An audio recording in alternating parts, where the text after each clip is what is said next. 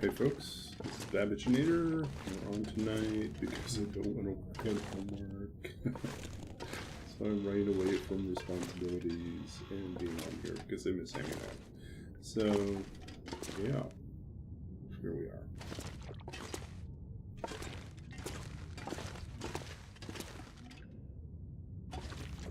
Bedroll, bedroll, bedroll.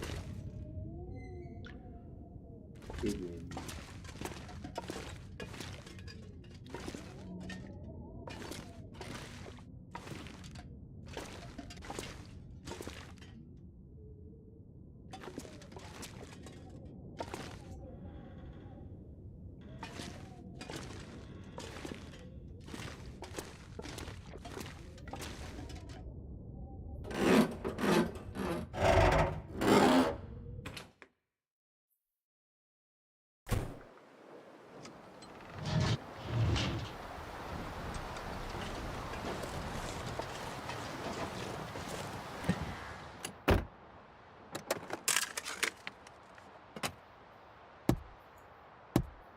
I wonder if I can drop any of this gear.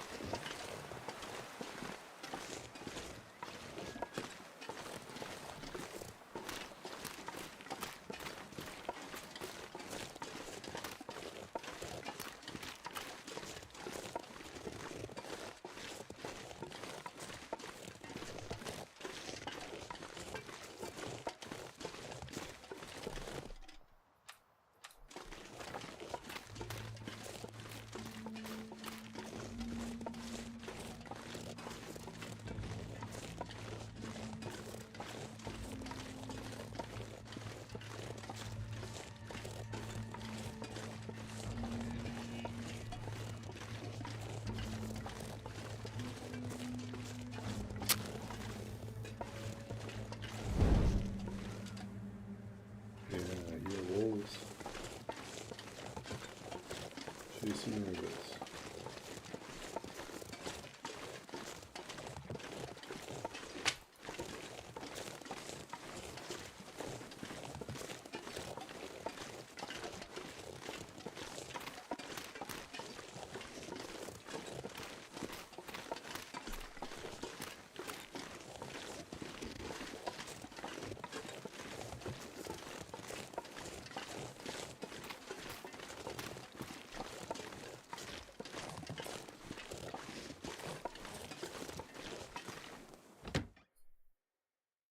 This pack is getting kind of heavy.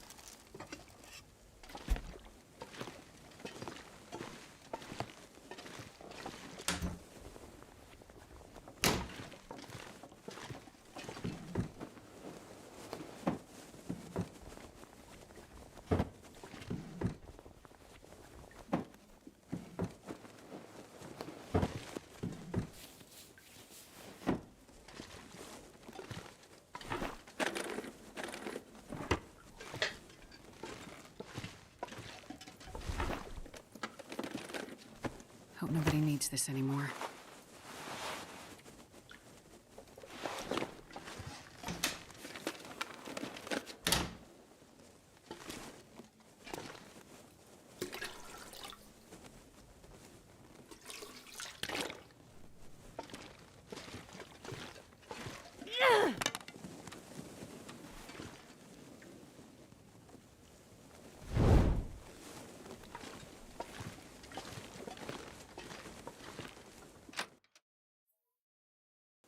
not sure I can carry much more.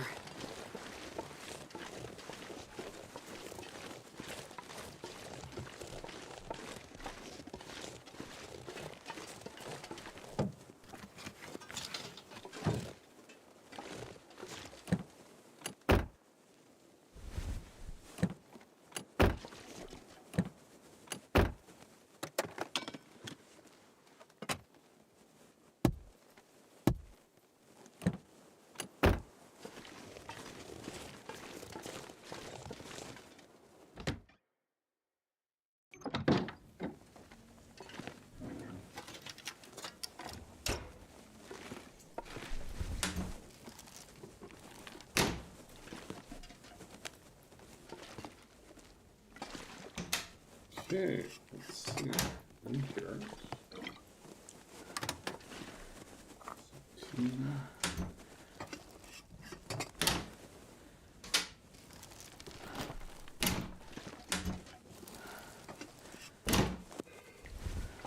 Ooh.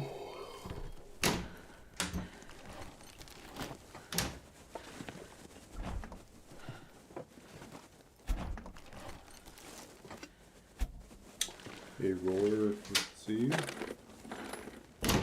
Yeah, it's like cheers. I'm not going to be able to carry this load for much longer.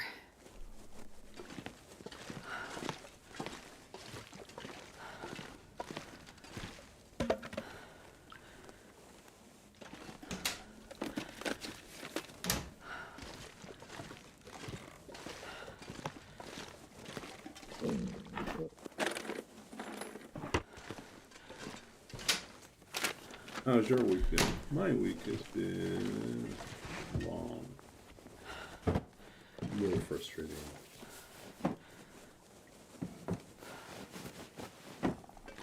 And sometimes a little bit lonely. I think I can use this.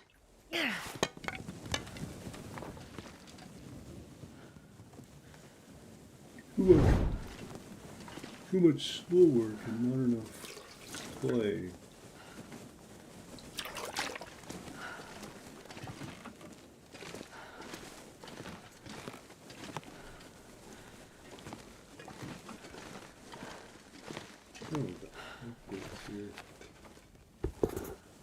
Trail boots here.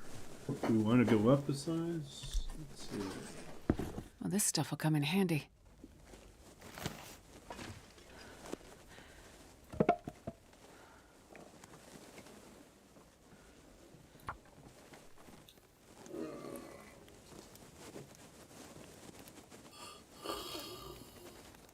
Ooh.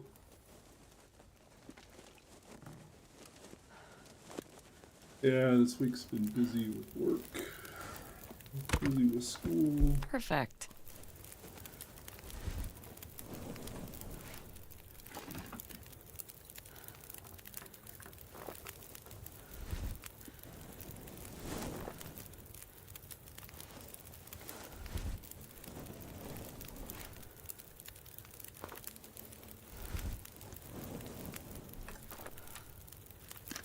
Oh, that's a lot of water. We don't need all that water. It's taking at least 3 weeks to find Black Rock. We've been hoping for a bedroll. Going to Black Rock without a bedroll does not feel like a smart move, even though we can find a bedroll there. It just feels really risky to also go without,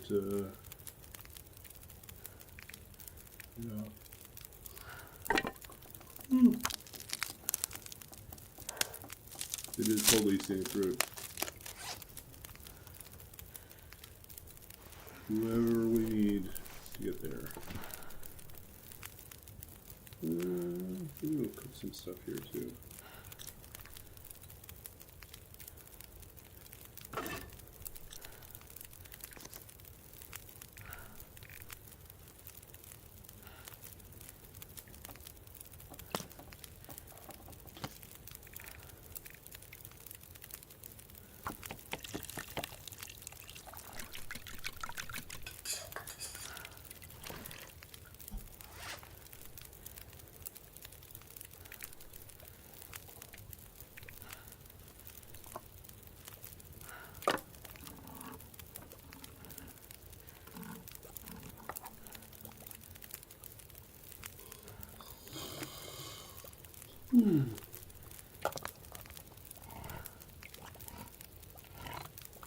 Yeah.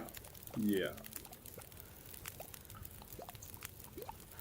No, I agree. Last place any of us really went in.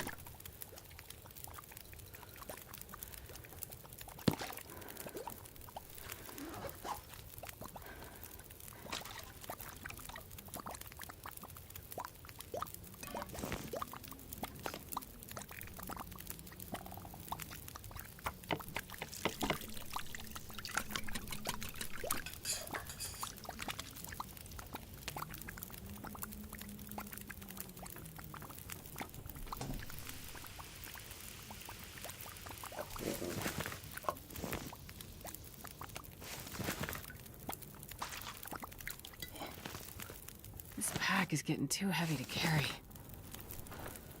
Okay. So we got here.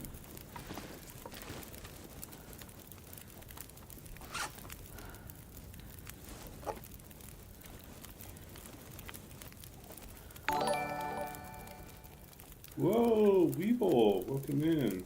Welcome in, Raiders. We're just started the stream, although I don't know how much energy I have tonight, but I'll try.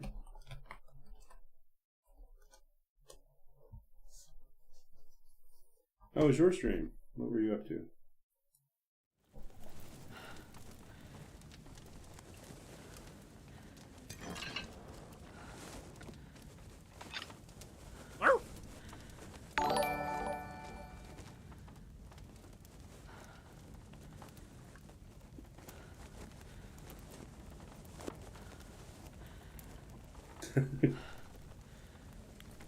Oh, you thought you hadn't been here before. Oh.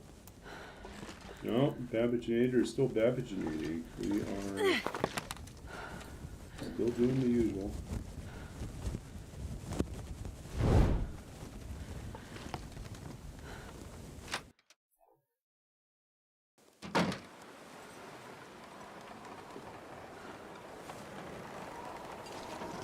Hey, yeah. Thanks. Yeah, so if you're new to this channel, I should probably drop in the bio thing. Here we go. Here's me in a nutshell. I am, among many things, I am a writer. I'm author of 2 books of poetry. I'm also a former computer games programmer. You barely walk with this much gear. Walking with too much gear. No, I'm currently back in school doing a master's in library and information science. I live in Vancouver, BC. But I've lived all over the world in different places. And, yeah.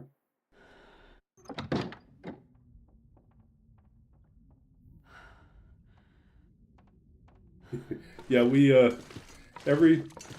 so we started off the run by spinning a wheel to decide where we were going to go. We were going to add more random stuff to it, but we got Blackrock, and so it's like, oh crap, this is just going to be a nightmare. And then we've had this entire run has been terrible in terms of how slow it's been to get off the ground. We currently are still hunting for a bedroll. It is day 23 and we have not found a bedroll. It's like we started in Desolation Point and no bedroll. Desolation Point, no bedroll close to highway, no bedroll in the Mystery Lake, no bedroll in the climb down area between Mystery Lake and Milton, also no bedroll. No bedroll. I'm not going to be able to carry this load for We much haven't longer. been to Grandmother's house yet, but if we get no bedroll in Grandmother's house and no bedroll in the farmhouse, then we are really truly screwed. It's just, it will make, like, we'll just continue to have to drag our sorry self all over the map looking for a bedroll. Because going to Blackrock without a bedroll seems like a terrible, terrible idea. 3 in the first. That's where all my bedrolls are, apparently. Yeah, we haven't even forged yet. That's how sad this is. We found the hammer late too, and so we didn't forge right away. We're planning to forge in Forlorn Muskeg. I mean, my record to go without a bedroll or without a bedroll or a bow is 41 days in misery. I did misery the first time I ran misery. 41 days before I died, but I never found a bedroll, and I found the hammer very late, and had forged everything, and was in the process of crafting my bow when I died. Very sad. But 41 days. This pack is First time getting in too heavy to carry. with no bedroll. Gotta be worth something.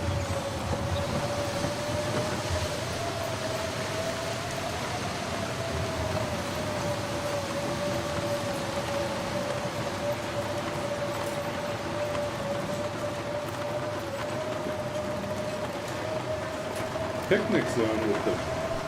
Oh, okay, I know. Yeah. Yeah, if we go to PV, I think we will probably find the bedroll in PV. But... I mean, we still have to forge, so we have to go to Forlorn Muskeg at this point.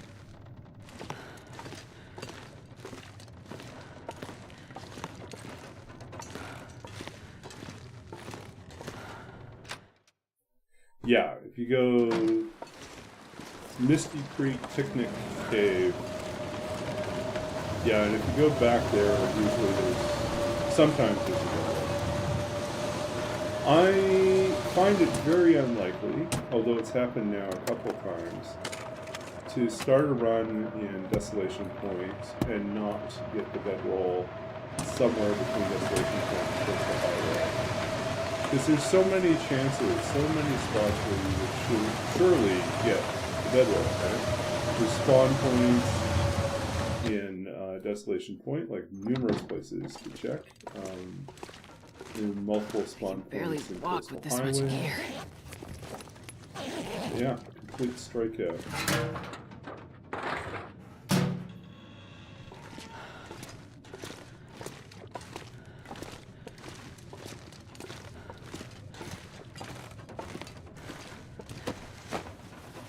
Yeah, we should just carve him open and drag him around and sleep inside.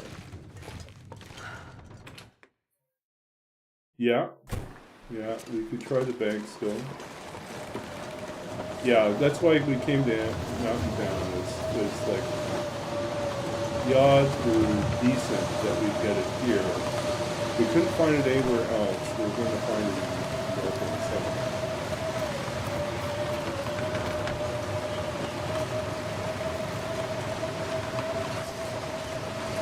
Okay, buddy.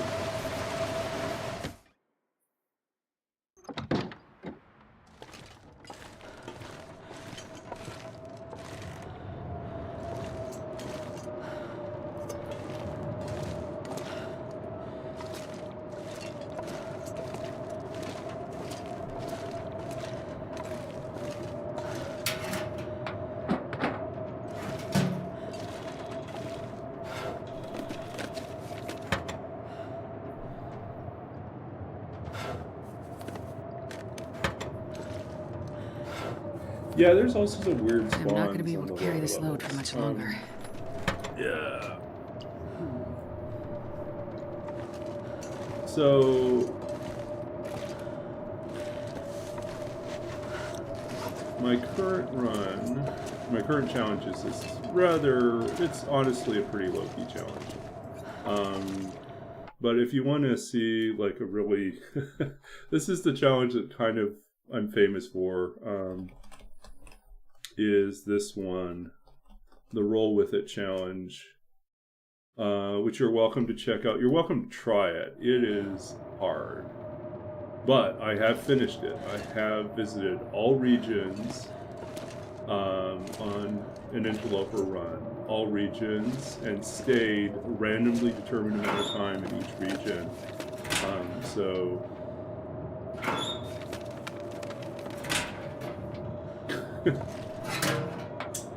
No judgment, right? No judgment, folks.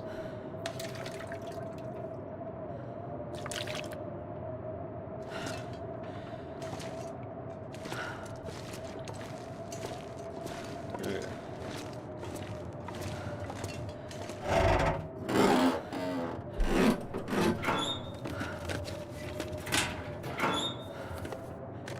But yeah, so the roll with it one.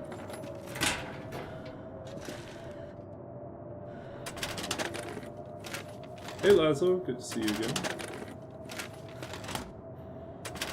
We got all sorts of talkative, chatty folk in chat. That's good.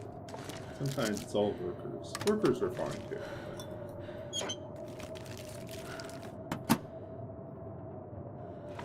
Yeah, I am currently avoiding doing work. I'm supposed to be finishing up a homework assignment, but I've been stalled on it for a while, and I figured, you know, I just need to do something else for a bit. So, and it had been a couple days since the last stream. That's what, 53, 2.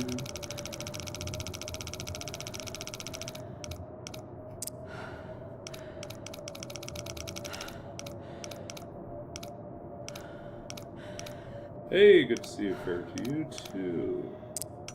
Ah! 6.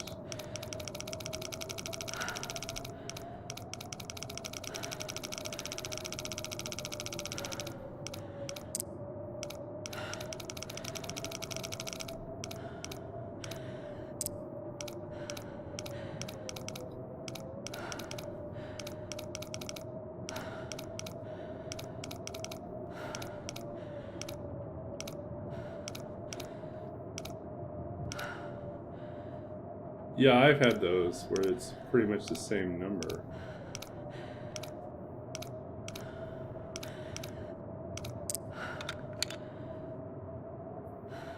But not this one. This'll come in handy. Why are the canned peaches so valuable?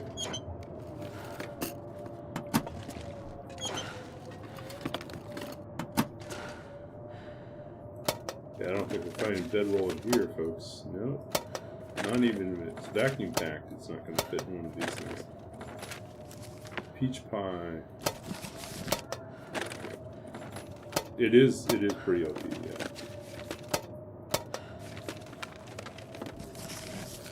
You never know. Could end up being useful. Early game, before I got into Fire Starting 3, I would take all the books just because it makes lighting fires so much easier.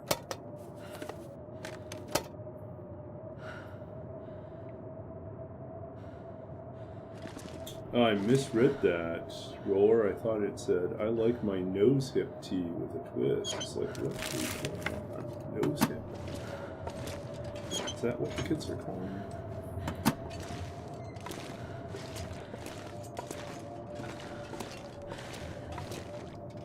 That's right.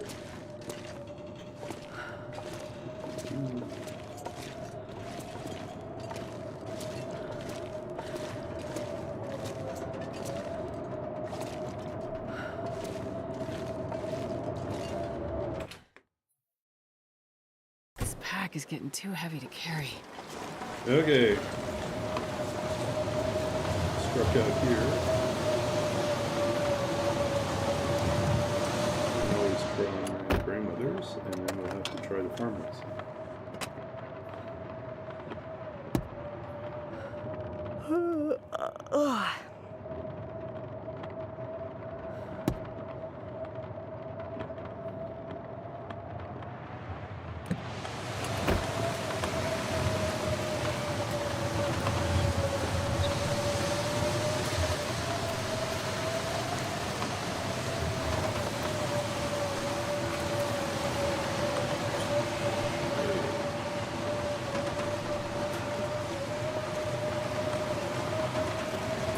Oh, your random fact? Oh, is it? I missed. There was someone asking about D&D stuff.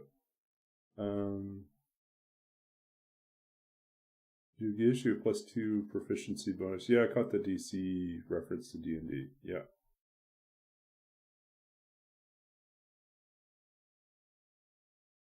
Put a buggy in it.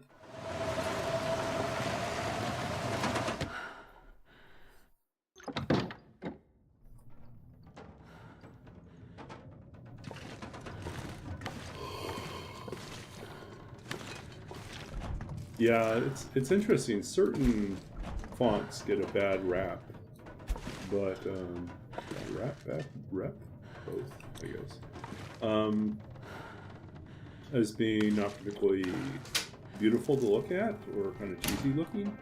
But the truth is, Comic Sans is dyslexic friendly. Barely walk with this much gear. Oh, sometimes that might be the rationale.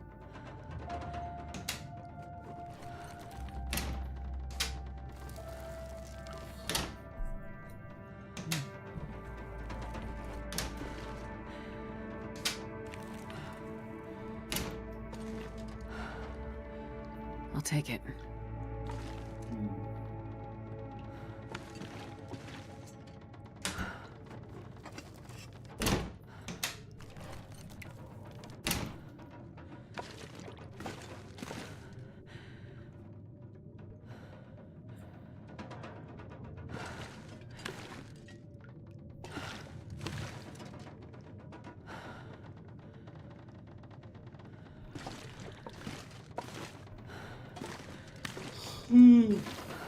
Ooh.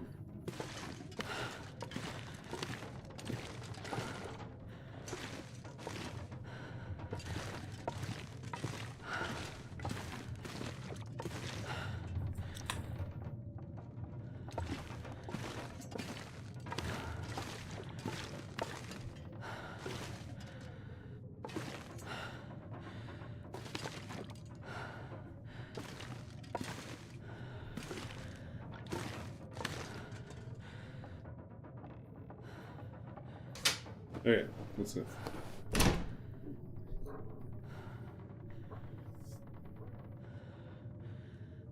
Maybe it's just homeworkitis. Oh, that's a condition. Facts, yes. Yeah, even in graduate school, sometimes homework weighs you down, makes you want to just crawl under a rock.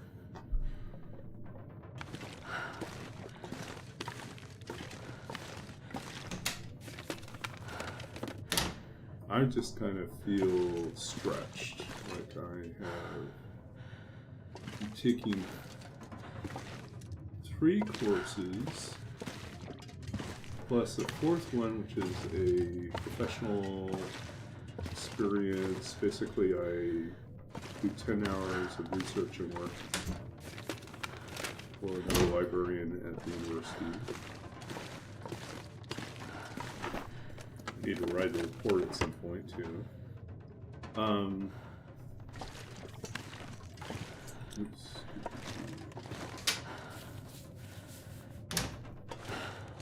So 3 courses, each of which are 3 hours long in class, and then I have about 10 hours. I'd say like around 5 hours of study, sometimes 10 hours if there's like an assignment due. And then I have 20 hours of work. So yeah, it adds up quickly. It gets kind of busy.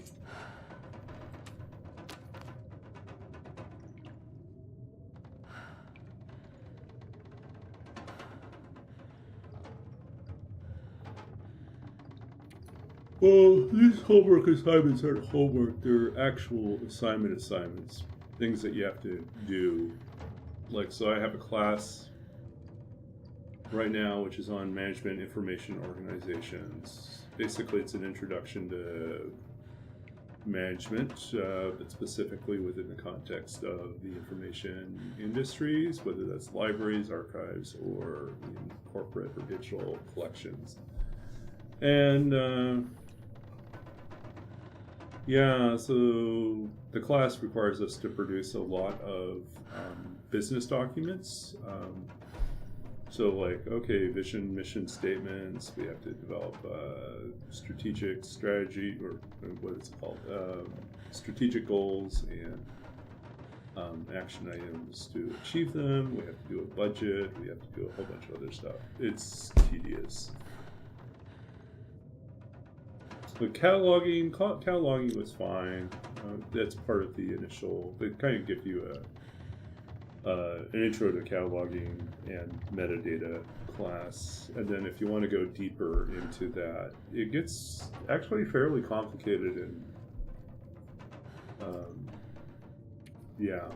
political, I guess you could say, because a lot of categories that exist in Library of Congress or Dewey Decimal were based on the perspective of, a handful of people or a particular demographic of people from the 1930s or from the 19th century and how they saw the world. And so that's not how the modern world works. We have, basically, for instance, like religion in the Dewey Decimal System, and even in the Library of Congress system, most of the catalog numbers are devoted to Western European Judeo-Christian, denominations and belief systems. And then there's like a whole separate, like, little number category system for other, which is basically the rest of the world, which is like millions, billions of people. So, a little bit lacking.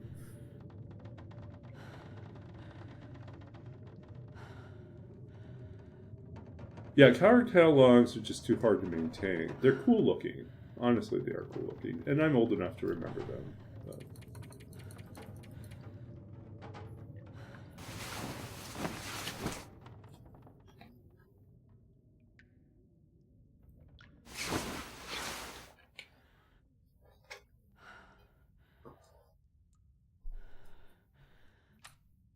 Oh, like the Underbridge OED? Hey, Nunia, good to see you. Good to see you. We're just hanging out here in Milton, continuing our quest for a bedroll so that we can successfully navigate Forlorn Muskeg and some other places that we need to visit.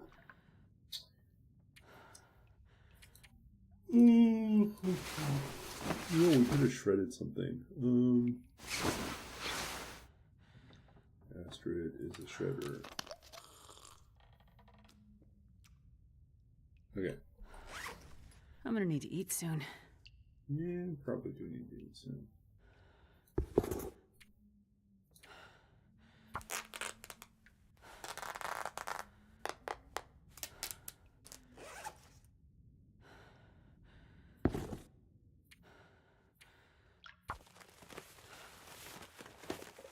I'm starving. Oh, that was easy. Okay, let's see here.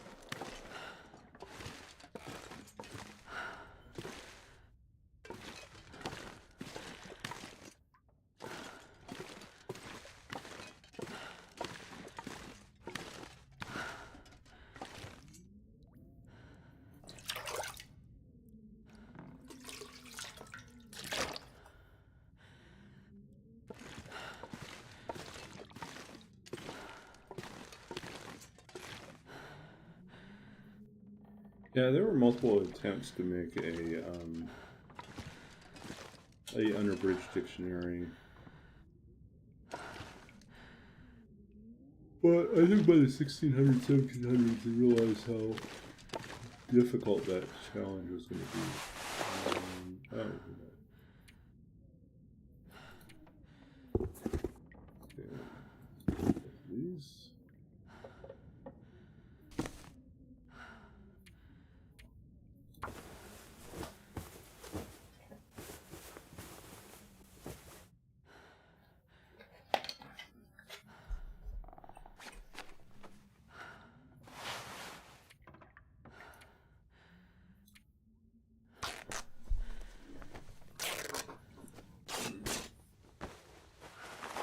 Yeah, Oxford English Dictionary Unabridged, probably the most famous unabridged dictionary out there.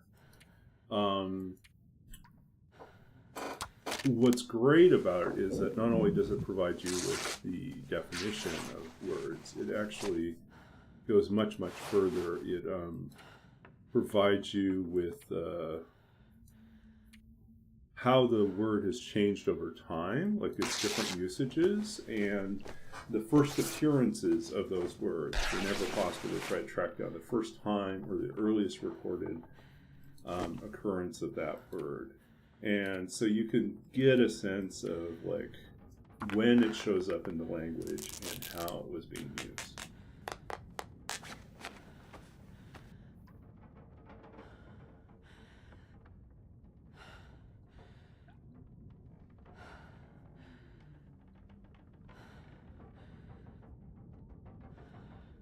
Create the citation style.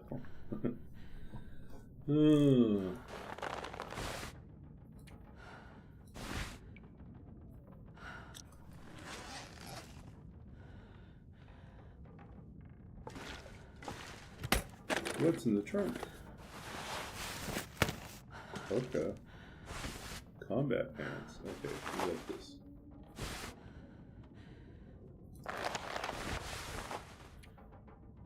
Oh, we want those. Do we want those on the outside or the inside?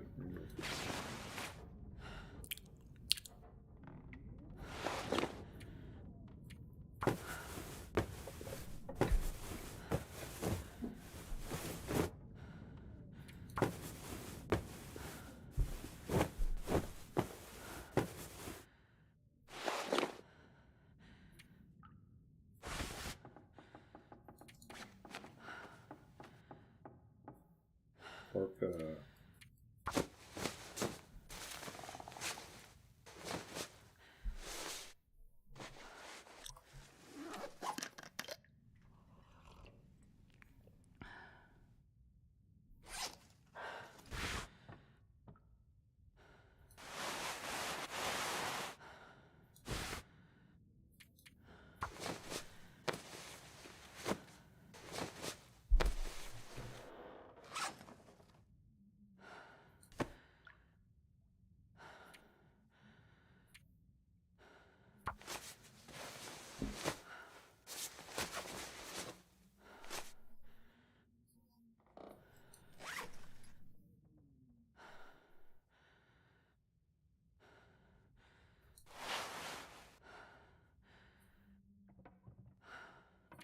Well, we still don't have...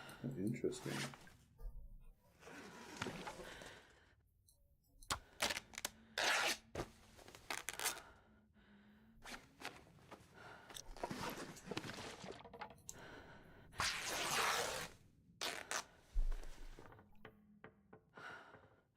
I look so wide awake. I'm not wide awake at all.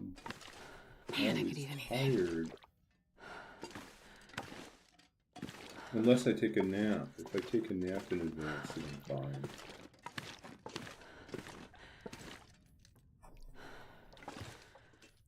Okay, let's go check this place out.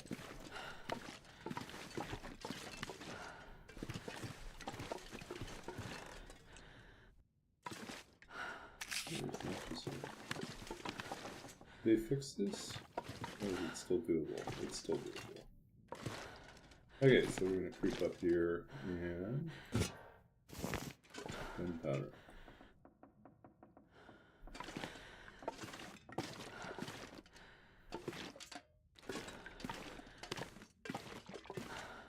Eyes as droopy as the bastards. Yeah.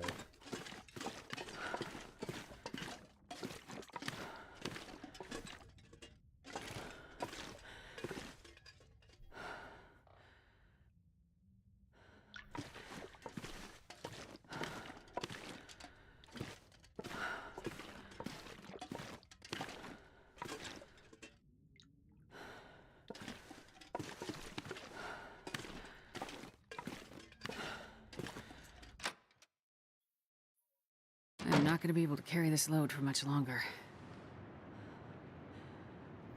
Okay.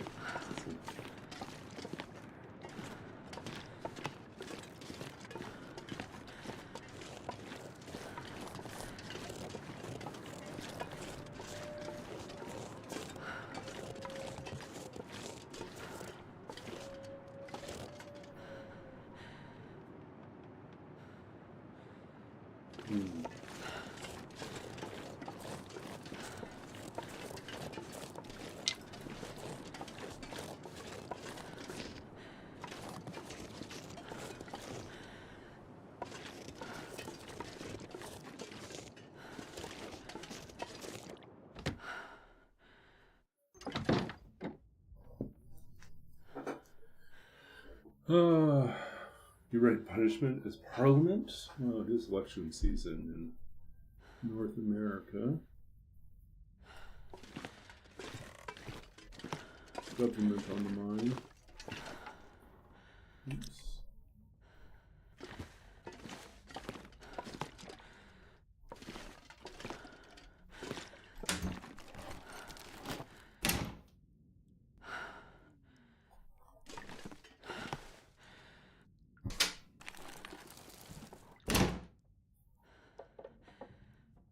This pack is getting too heavy to carry.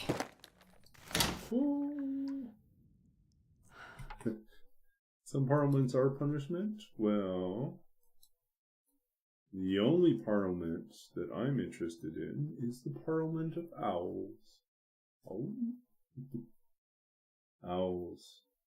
It's such a weird thing that they're called a parliament.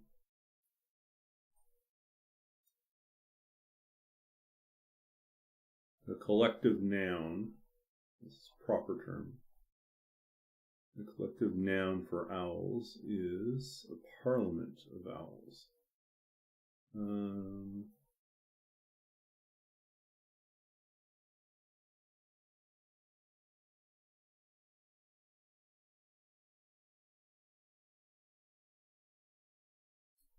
Okay, let's see here.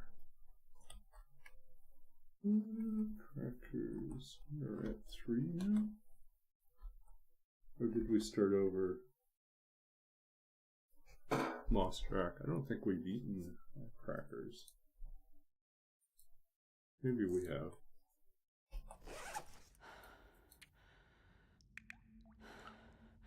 Nope, there's our 3 crackers.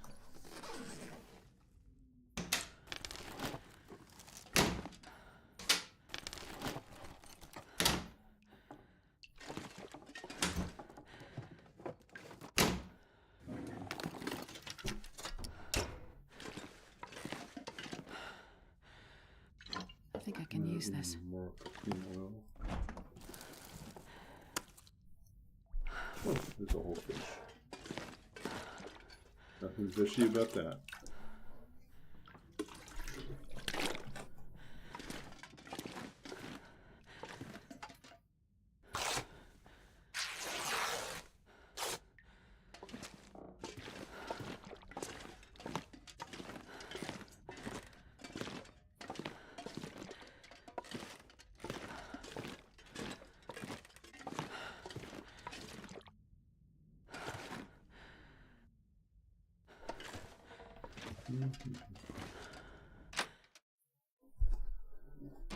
Owls of Minerva.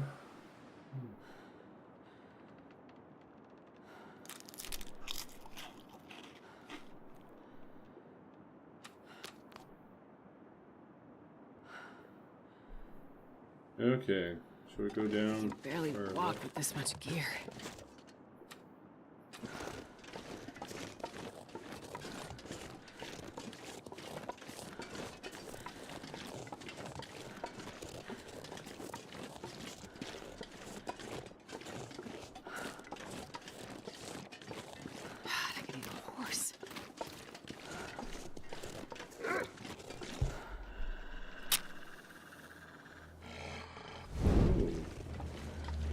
Well, I guess we are carrying that fish, and he's excited to see us.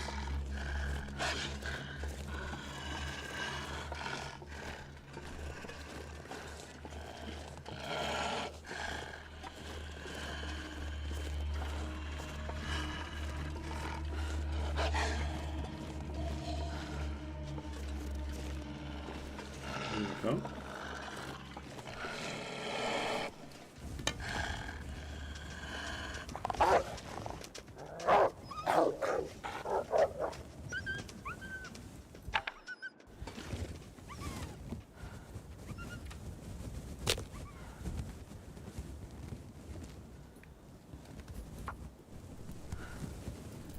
Bum, bum, bum.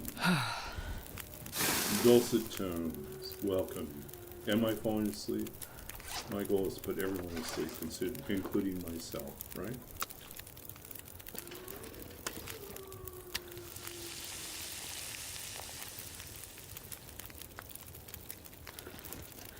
Wait until we get into, like, December, and I throw on my, start making my Christmas holiday season redeems available. You can get me to sing awkwardly my various versions of I've TLD'd a number of famous Christmas songs. Yeah, the Christmas redeems, where I go and I sing. What do I have? Put this one down here. Trying to remember what's on the list.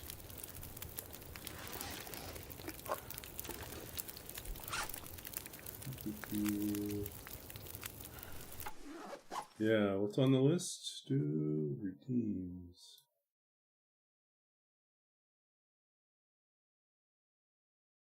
What's two? Store. Let's see. Let It Snow.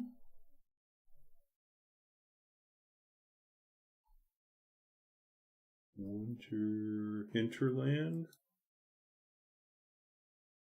Okay, I'm gonna have to look it up on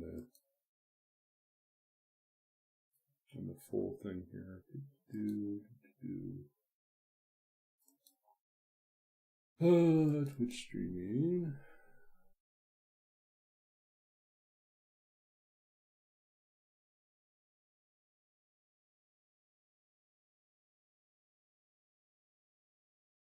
TLD Christmas song. So here's the preview of what we have. I might write some new ones.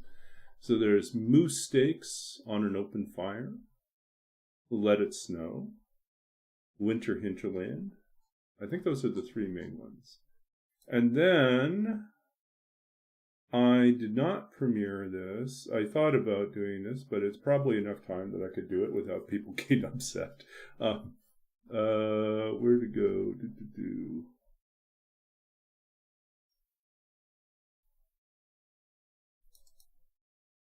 Did I ever finish this one?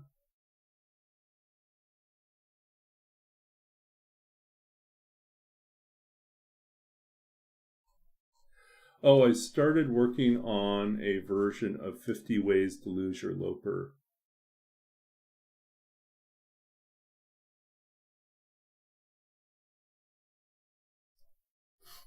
Uh, 50 Ways to Lose Your Loper. Yeah, maybe I should go back and finish that one.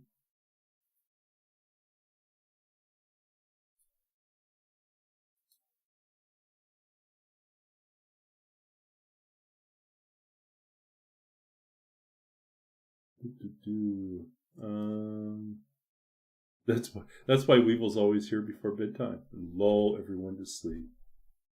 Yeah, we even finish off every stream. We finish off with a poem, and usually by then everyone's knocked out, and then we go and raid someone else. You have 34,000 points. I'm going to have to create some big ticket items. Read us a poem, Roller says. Okay, we'll have to read a poem.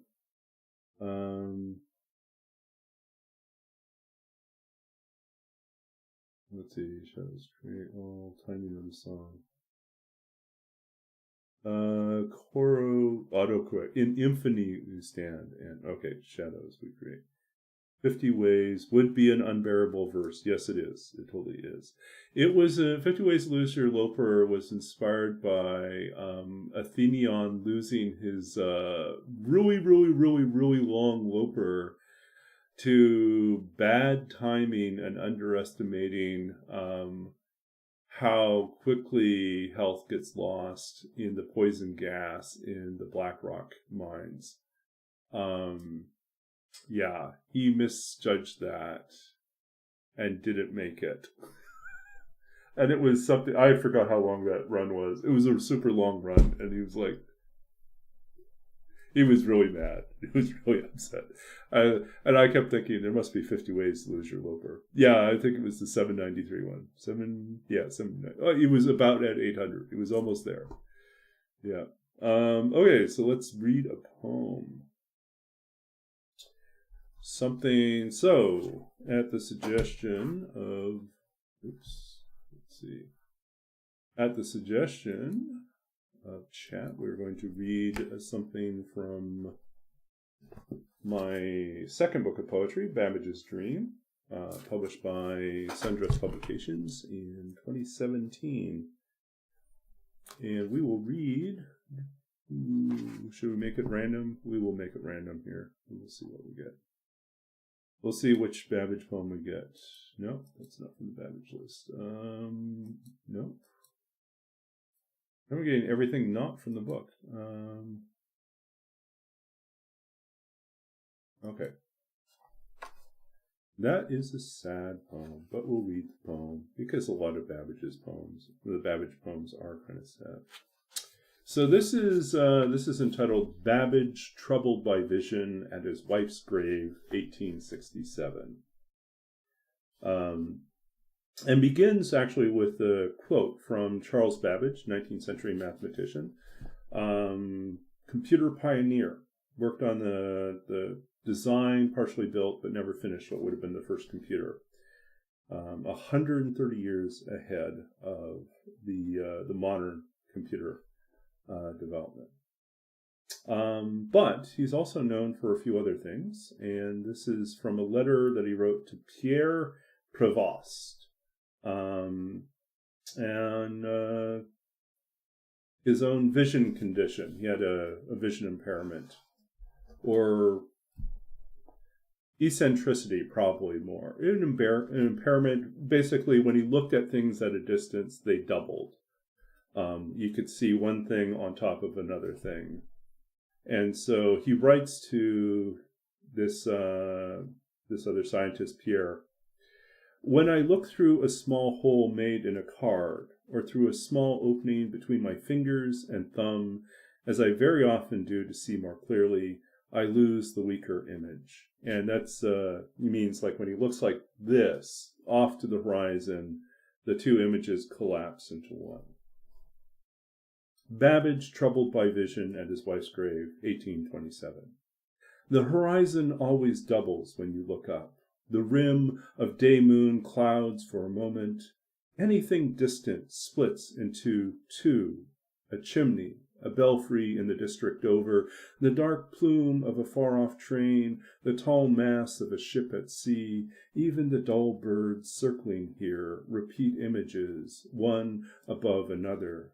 So too the men and women gathered round you in black finery, the sable horses shuffling, the silver-trimmed hearse, the gleaming ropes lowering the coffin, descending now into the earth, an almost imperceptible sway of things, the brass plate upon it bearing her name in relief, it too unfolding, even as it fades in the imperfect light, your outstretched hand rippling above the dark hole, the air full of memory, each atom refusing silence, some vast library of breathing, the words of the departed mingling with you, the one left behind, grieving, who now raises a numb hand to an eye, joins thumb and fingers to make a small opening from which you peer out. In vain. How her face lingers at the edges, even as the light dies. Okay, so kind of a sadder poem. Behind the poem, so you can definitely hear sort of that imagery playing off of his own sort of vision impairment, the idea of things doubling. And I kept on thinking about like how in this moment Babbage is just numb with grief. We think of Babbage in history, especially in computer science history, as this disgruntled genius who never finishes building what would have been the first computer. We feel he's kind of a failure. We feel like he's a mad scientist, a mad genius to envision something so far ahead of time. But we don't often think about the fact that he was a whole human being with other things going on in his life. And one of them was the fact that he was deeply, madly in love with his wife. That against all odds, they had met.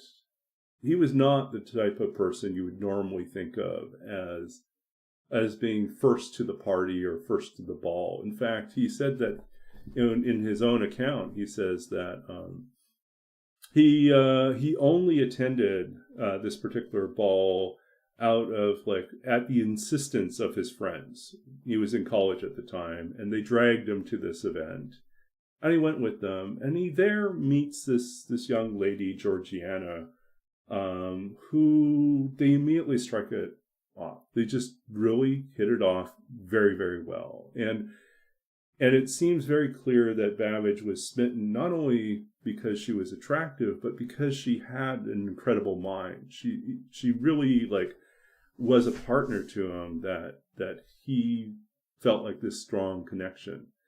And so we don't think of Babbage as a romantic, but he actually did. Against his father's wishes, with the threat of being disowned, he marries his wife.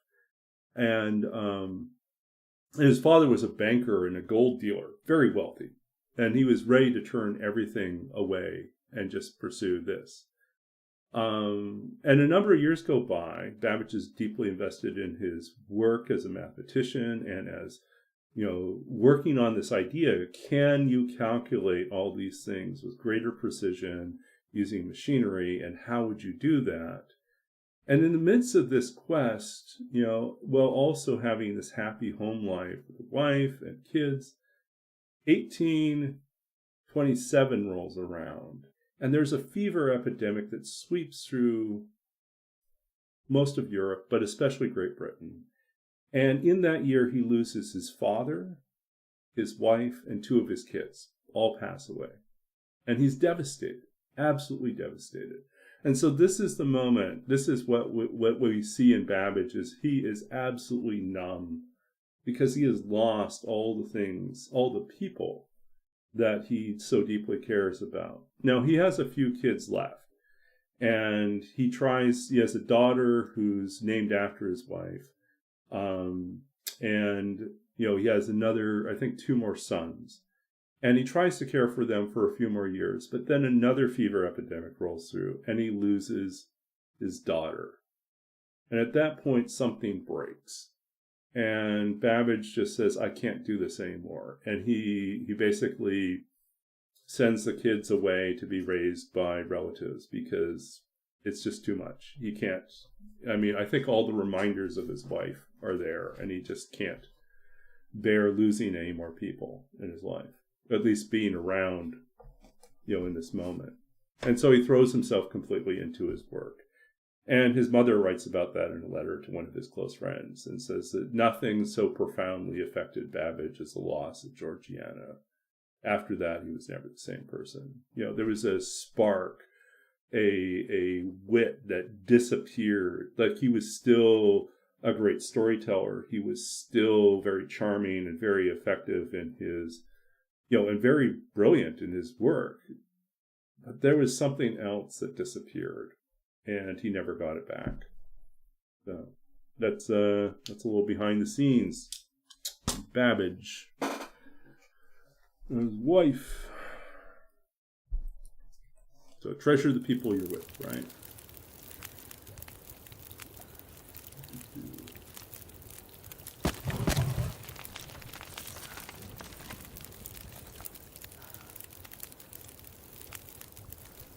going to come back? Is there anything else we want to...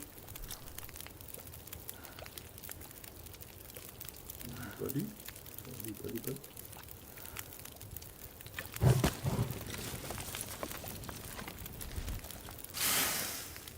Oh, sorry, thanks. We didn't miss much. We were just checking our fish and seeing if the wolves came back.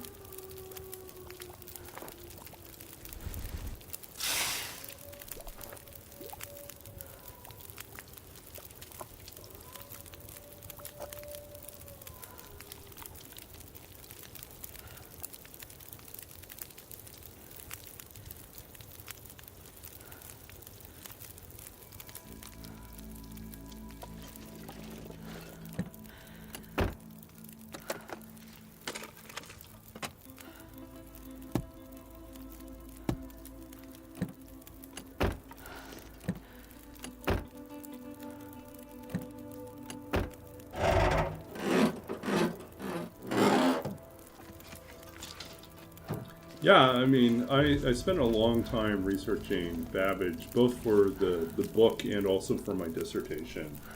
I did a PhD in literature and creative writing and wrote about I wrote about 19th century artificial intelligence and basically how the machine becomes a person in the Victorian imagination. Which I also sometimes explain as a deep dive into the cultural history, the 19th century cultural history of artificial intelligence. Where does it come from as a concept, and how did people's ideas in the 19th century ultimately influence how we think about artificial intelligence in the 20th century?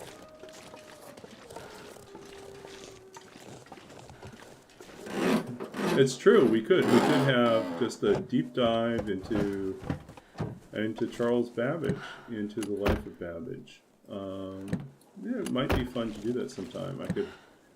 I did do I was a featured speaker at a symposium a number of years ago, where that's basically what they asked me to do, is to speak about Babbage and to also read from the book, and so. It was partly a lecture and partly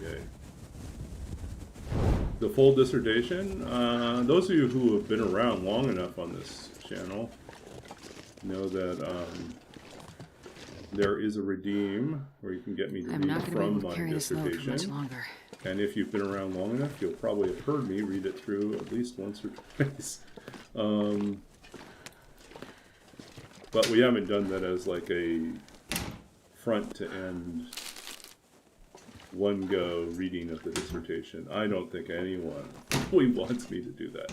I mean, every time I read like from the dissertation, there's a part of me that cringes a little bit because I feel like there's so much editing and work I need to do. And I've actually been given, you know, a few nudges, a few pushes from different people, editors even, who have, you know, publishers who said, like, I should definitely rewrite it as for a popular market. So I can't simply, you know, do a light edit and have it ready for the market. I really would have to do a significant rewrite, because no one wants to read that much technical, you know, language around this, much lit crit. I have to repackage it in a way that people are going to appreciate without it being too technical. And I also have to solve some problems with some of the chapters are kind of circular, and not circular in logic, just like I end up accidentally returning to something I'd started earlier with. Which, again, isn't the end of the world. I just could have handled it a little bit more tactfully, a little more carefully. But yeah, you get Sherlock Holmes, you get the Mechanical Turk, you get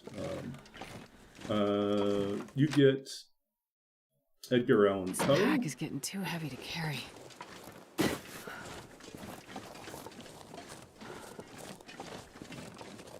It's the Frankenstein chapter, is the big loop chapter. where it really does need a big edit. Some of the other ones I think need to be rewritten because there's more information now than there was before, and there are more tools available now for me to study and to make connections about things. Some digital tools are now available. Yeah.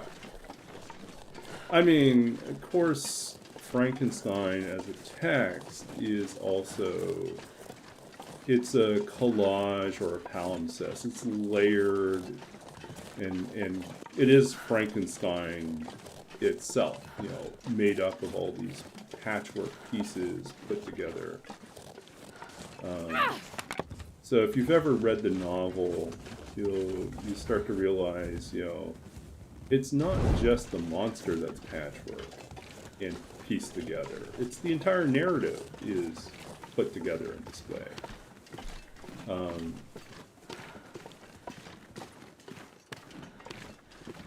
Yeah. One of the other challenges with the Frankenstein chapter is that, you know, there were versions of the chapter where I really leaned hard into, like, connecting the Enlightenment, philosophical texts from the Enlightenment and their influence on to this changing perspective of self, personhood, agency, will, you know, all these different ideas are being explored in playing with this idea of another type of being that wasn't human but could think for itself, desire for itself.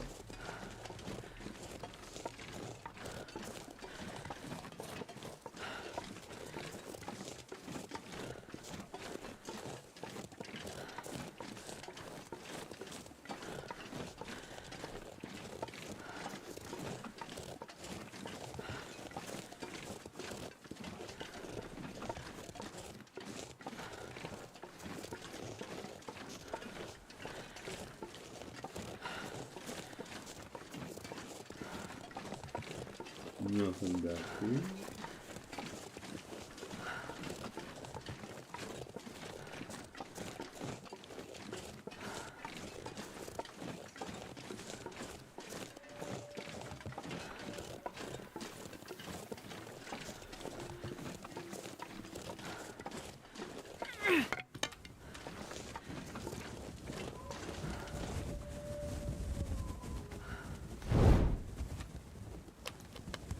Oh, once again, we have way too much water on this.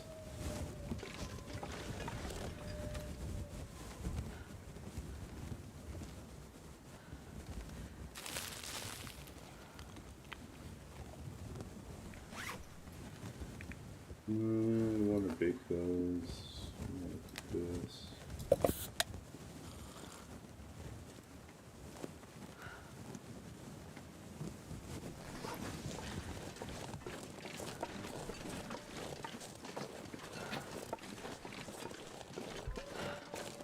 But yeah, there's definitely some other things I'd probably bring into that discussion, and my dissertation, there's a lot more I could have written about. I just needed to get it done. So I didn't go into some additional chapters that I had thought about. So there's definitely like a full-length book that I could really write. I just need to buckle down and do it. And I would have to get really organized with my materials. Some of the texts that I was using for that dissertation, I ended up purchasing and keeping for myself, but then subsequently lost them in the basement flood. And so, you know, I have the list of the texts. I could try to track them down that way, but some things are simply really difficult to track down.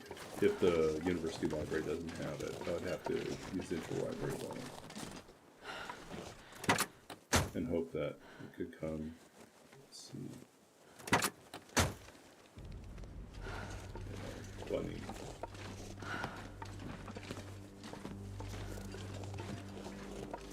So what do we got here?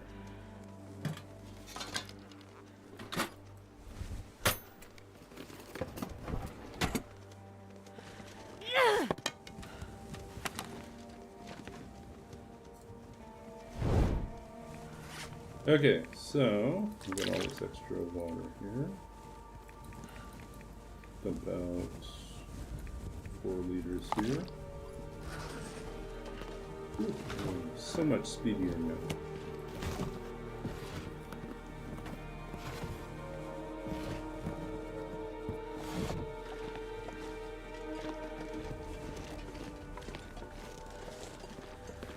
No dead dude here.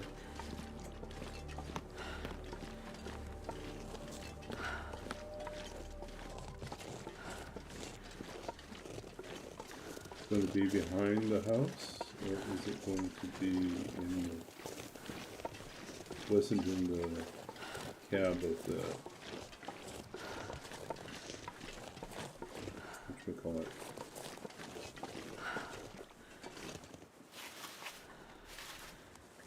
Ooh. Does that mean he's here? Yes, he is. Feels like night is coming. Here we go.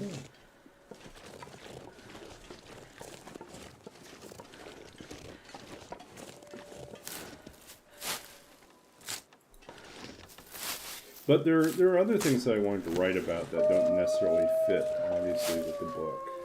So I don't know if they'll just be separate essays or if they'll fit into the book somehow.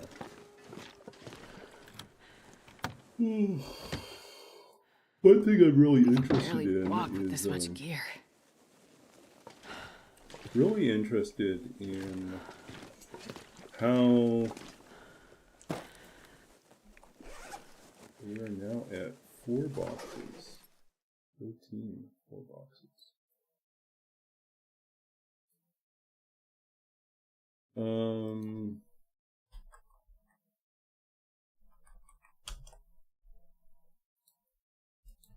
It's kind of an inside joke that we count the number of cracker boxes and try to get 10. But in Interloper, it's really rare that you get past 10 boxes of crackers. Oh, well. Ooh.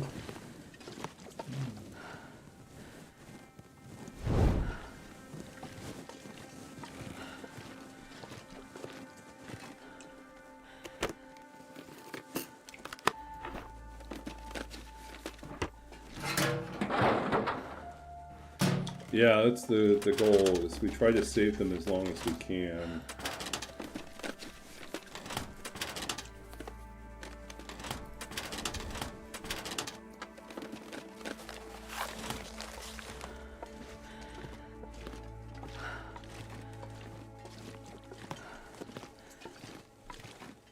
Maglands, okay, that's a help.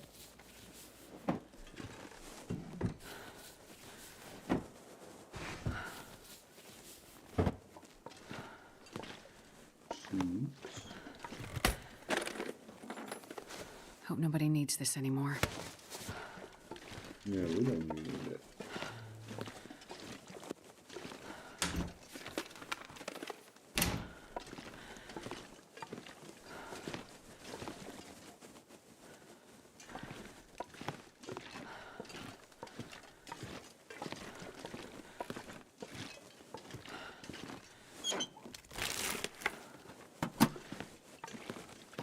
Wow, again, no bedroll.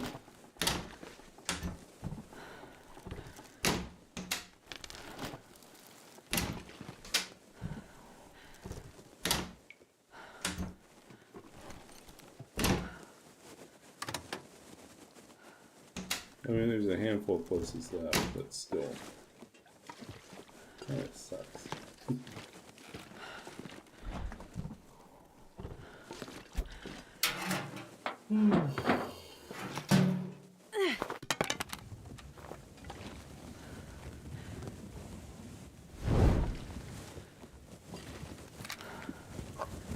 At least we've got plenty of food.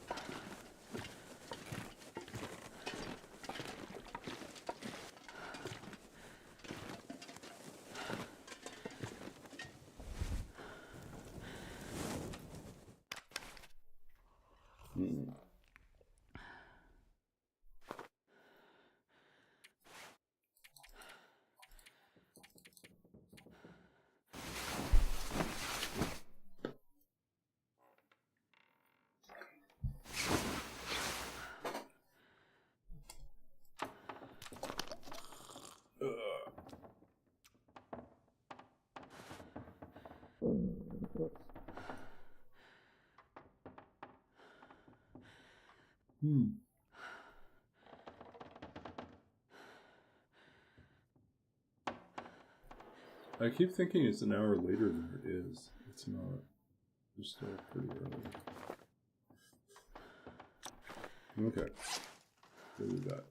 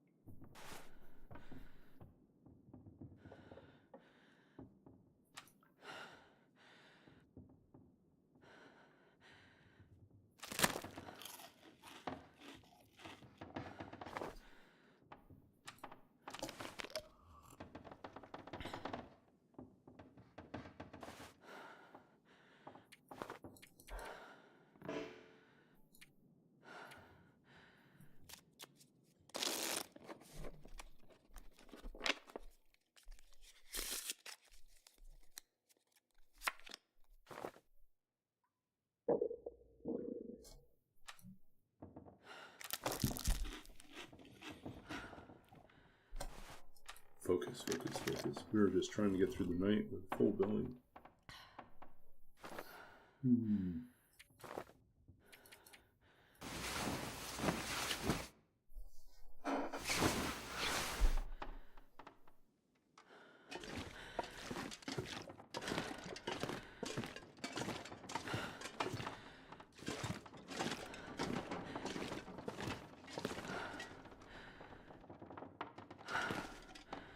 How are we doing for firewood? We got firewood.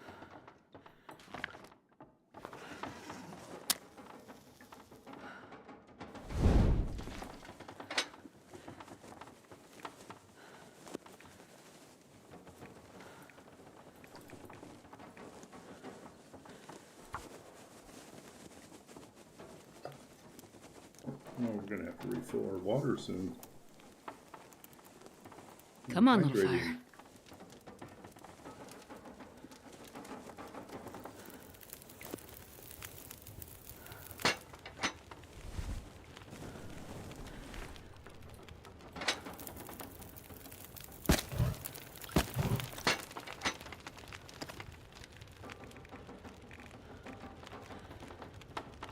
Potato.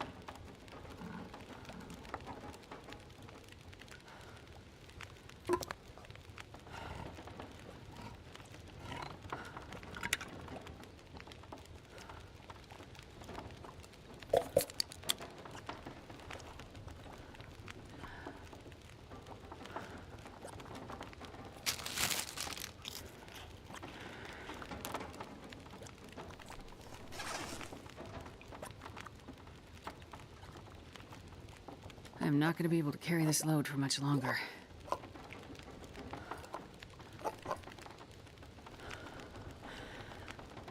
Oh, what's new?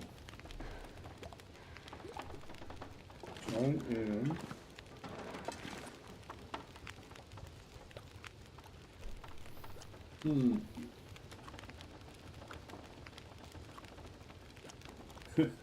I'm going to be busy starting November.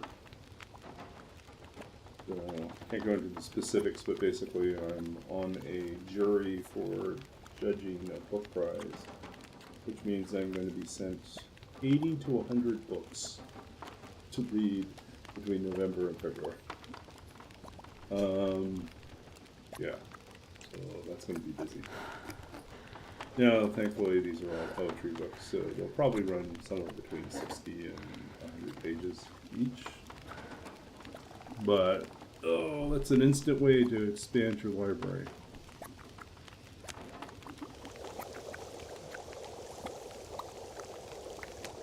Remains to be seen, you know, if they're all pretty solid or if there's quite the spectrum in quality.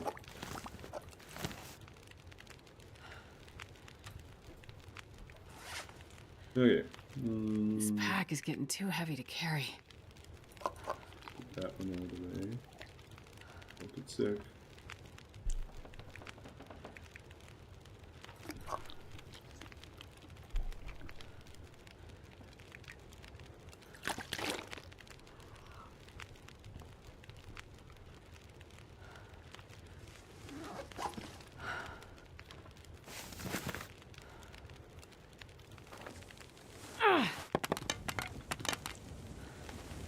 Yeah, these are terrible. No. Yeah, this is still terrible.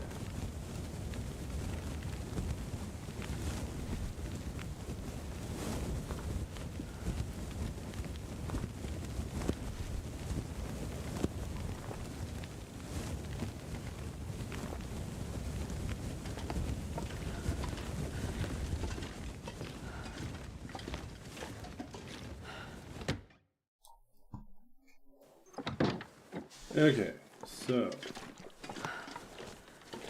quest for bedroll continues to be a disappointment. How many days are we at? 24 days. I really can't believe I went 41 days without bedroll. It's 25-30 days is usually the longest I'll go without a bedroll before I eventually find one. I can barely walk with this much gear.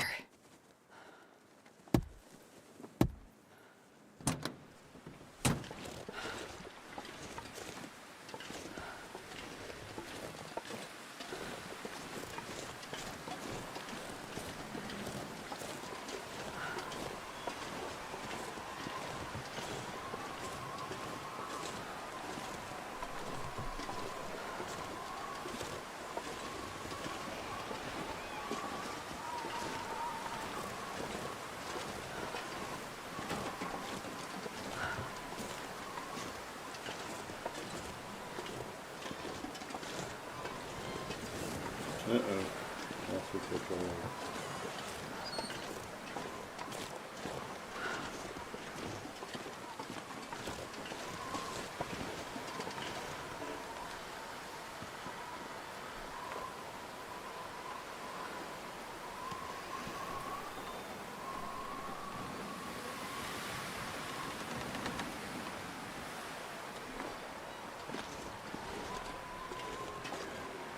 I'll go just start the fire.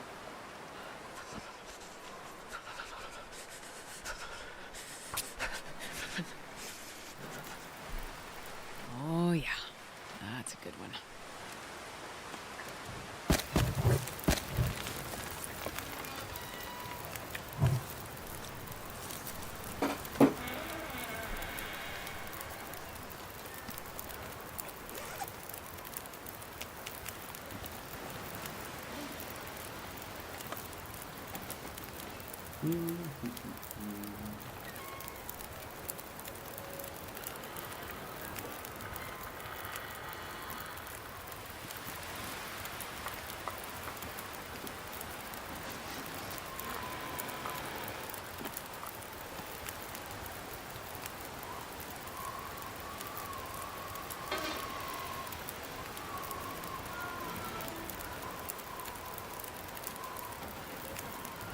That's pretty sad. How many tin cans are in here?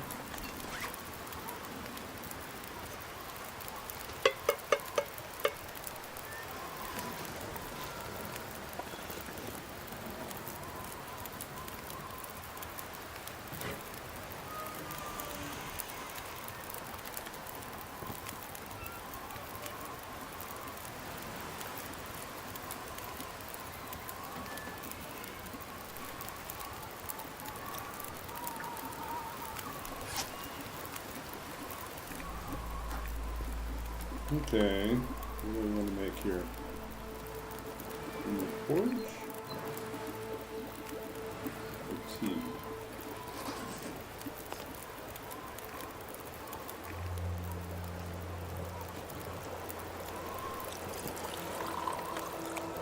Oh, we put the large.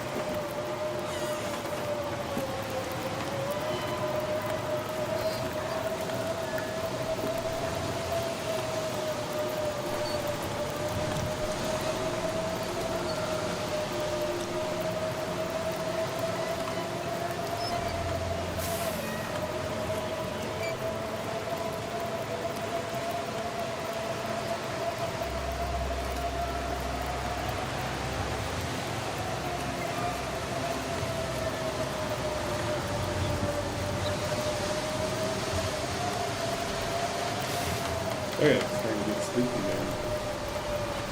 1 hour and a half now. Okay. I think our next stop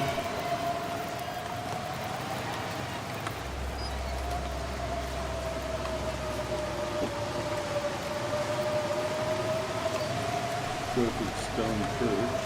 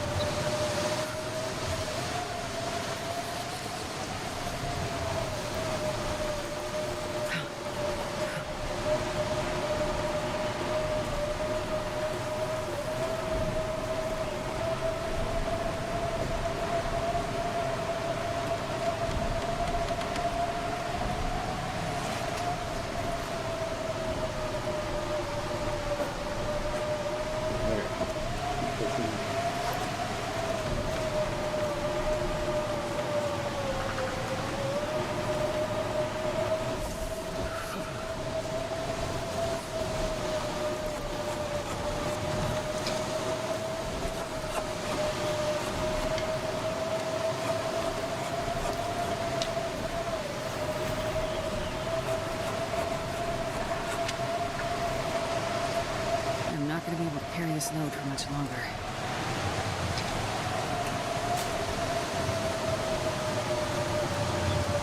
Okay. Keep on moving here.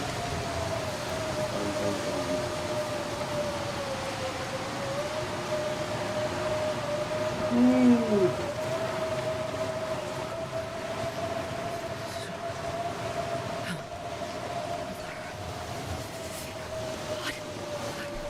The one thing I've definitely noticed this week, I'm thinking about this, is how difficult. You always hear the papers about this, and you see references to this sometimes. They talk about how there's an epidemic of loneliness for men that over the age of 40. And you understand that theoretically, but I think it really does like I felt it this week more than before. And the feeling of like, it is really, really, when you move to a new city, or one that you haven't been to for many years, and you're in a program that is not, how can I put this? So rather than having like daily classes, you have a handful of classes, and you spend a lot of time studying, preparing for those classes. But humanities and arts tend to be more like this. The sciences tend to be more communal, you get together, work on labs, constantly in each other's space. So I feel like you end up having more of a sense of community, even while you're away at school. But in the humanities and life and science, you are actually pretty isolated outside of the classroom space. You might work together on some class projects, but yeah. There's a lot of time where you're just on your own. So it's kind of feeling that. It's like, and you just have a lot less in common with people.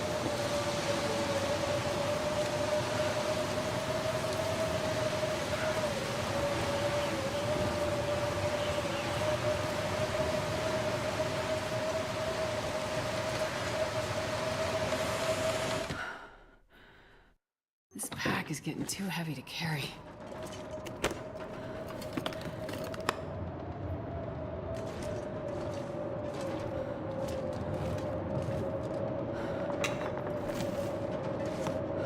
But I think that's one of the attractions to something like streaming, is it creates this sense of community, this space of community.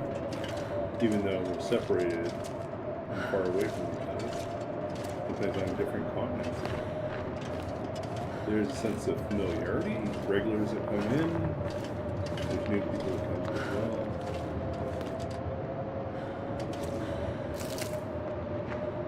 So there's a sense that you are socially engaged. But then there's also the wake up at the end. You know, you wake up the next day and you think, yeah, I mean, but they're all over the world. They're not in my city. I can't like just call up someone and say, hey, let's go, grab lunch. It's different. I guess we could do a stream on that. So bring your own lunch and then just eat on stream.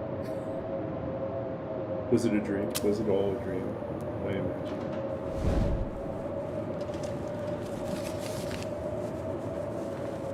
Let's have a good old-fashioned popcorn.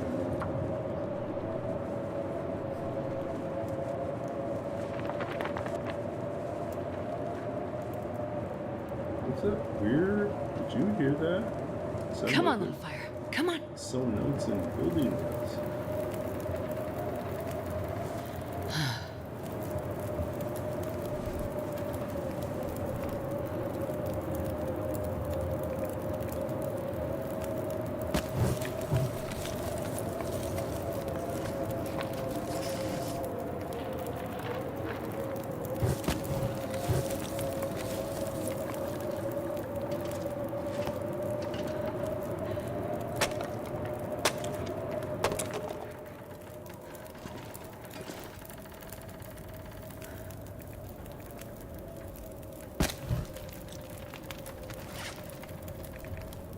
Let's see here.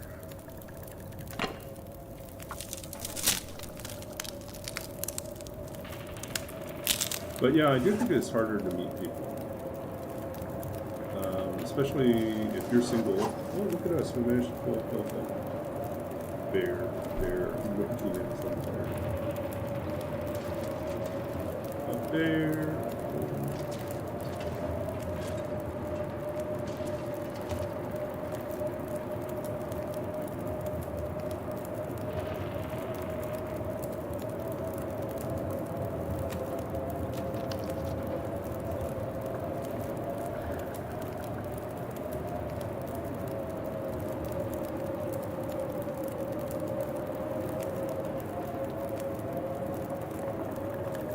Okay, so we warmed up.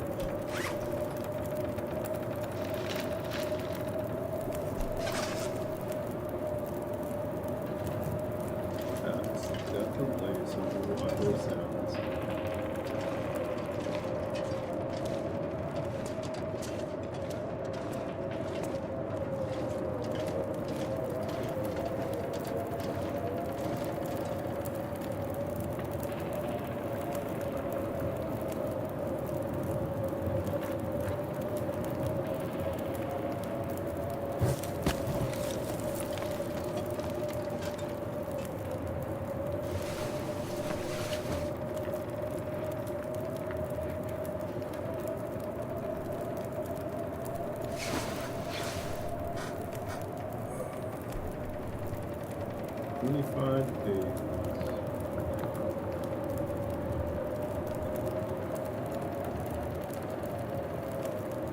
I mean, do we push on?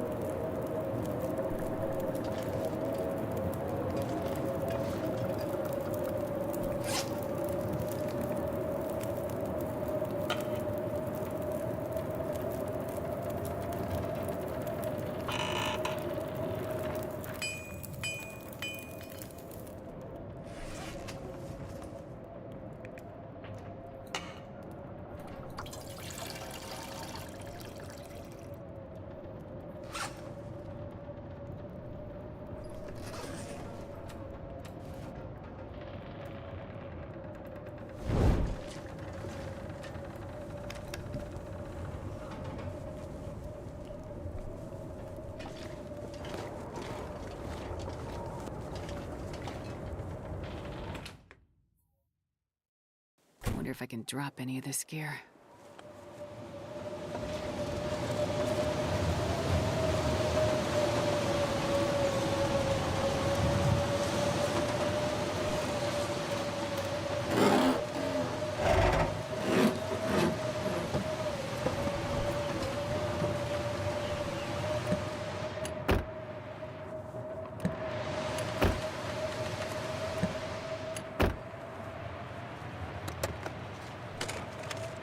Best be prepared for anything.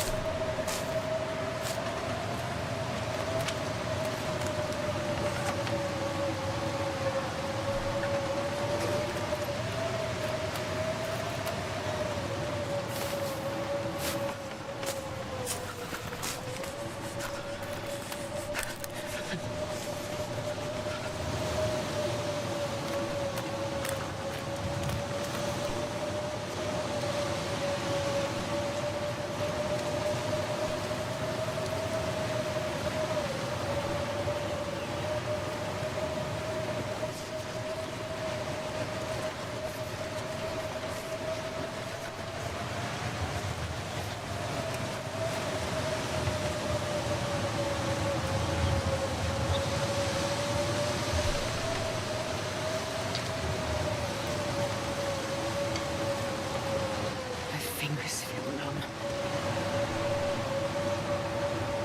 Okay.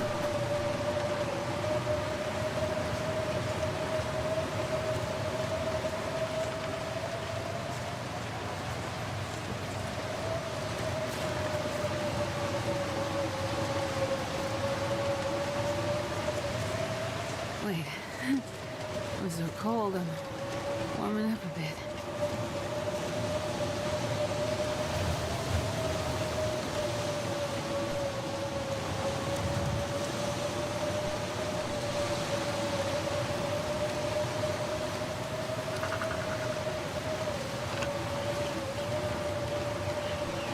One little consolation for this week, and that is that my class tomorrow morning has been canceled.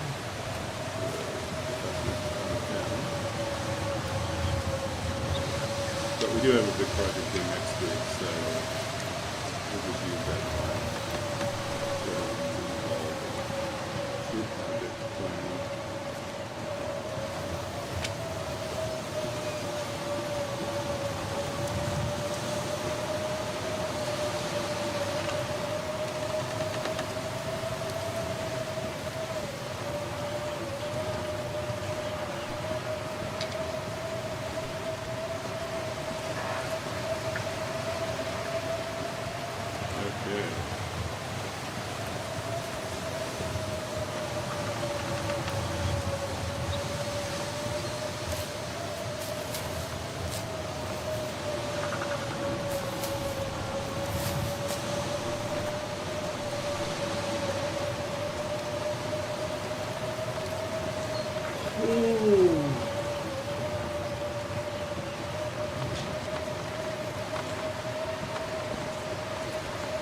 Bedroll, no bedroll. Let me put it out here.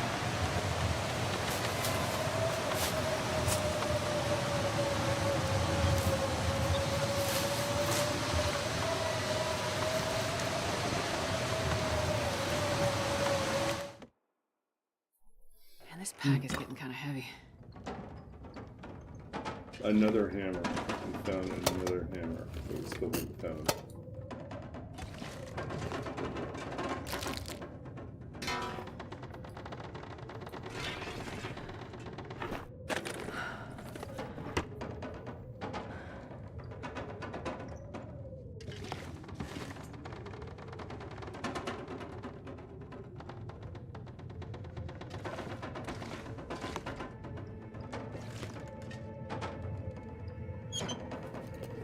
Okay, definitely getting to the point where we're getting tired. But yeah, so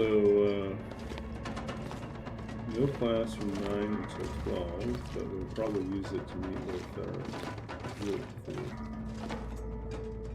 working on things.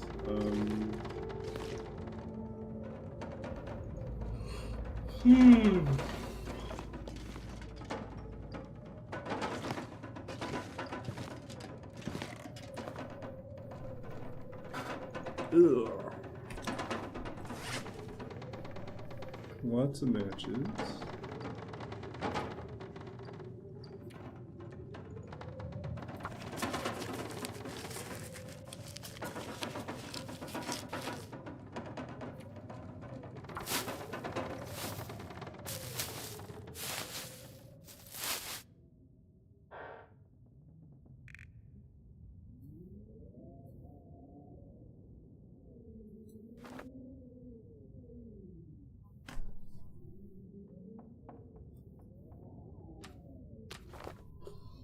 Ooh, definitely getting tired. Okay, we got about 13 minutes left. Let me wrap up. Finish.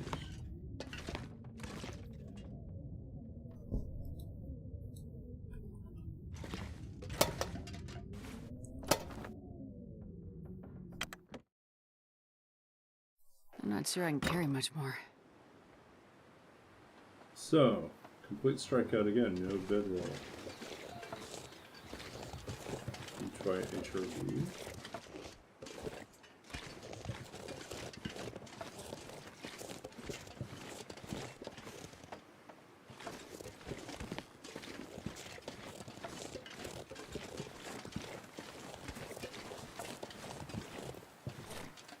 Okay, getting sleepy. Getting distracted and sleepy. Okay.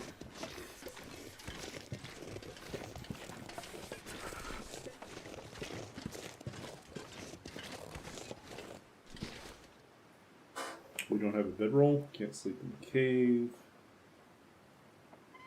HRV would be a pain. Until we got into the ice caves. And then hopefully lucked out and got a bedroll.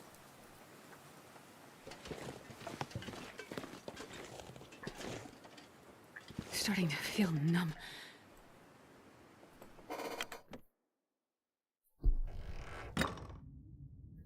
Do we make the... we should probably make the...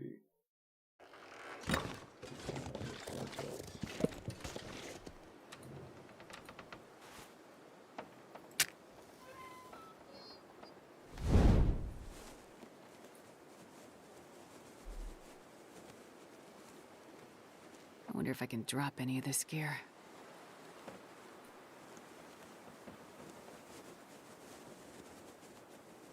Okay, let's try that one. Ooh! Definitely tiny. Come on, little fire.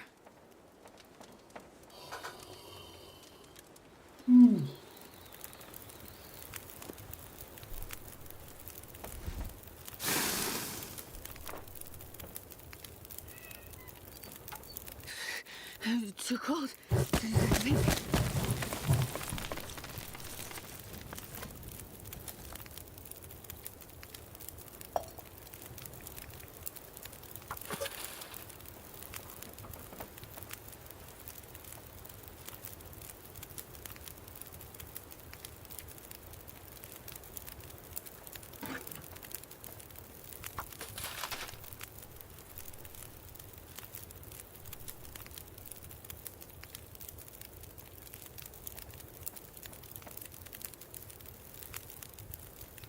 My bedroll probably has 100 ptarmigans inside, and they just flew off with the bedroll. That's probably what happened.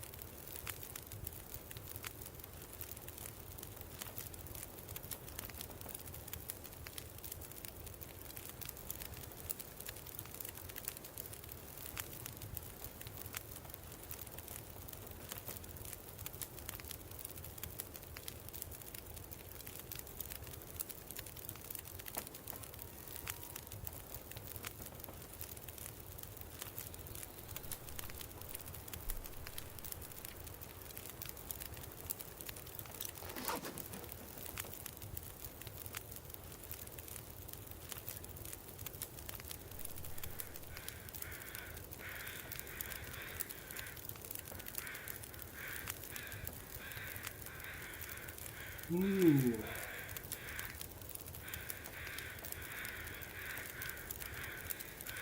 So I made a batch of fried rice tonight. Use the last of the Chinese barbecue pork and some chicken.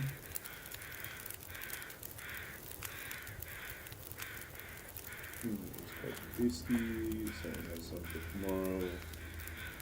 So I'll be working from home. Just have that lunch. And then I have leftovers from earlier in the week. And then let's see, Shanghai thick noodles, stir fried with chicken and green onions and chili garlic and chili oil. And then made pot stickers to go on top of this. This is all my dinner for tomorrow night when I go off to run a D&D game. The last few weeks I've accidentally eaten my leftovers all before Friday and then discovered that I had no time at the end of Friday to finish work, cook, and go to D&D. I had to give up on cooking, and then I didn't have any, and I had no leftovers, just kept eating it all before Friday. So this time, strategy.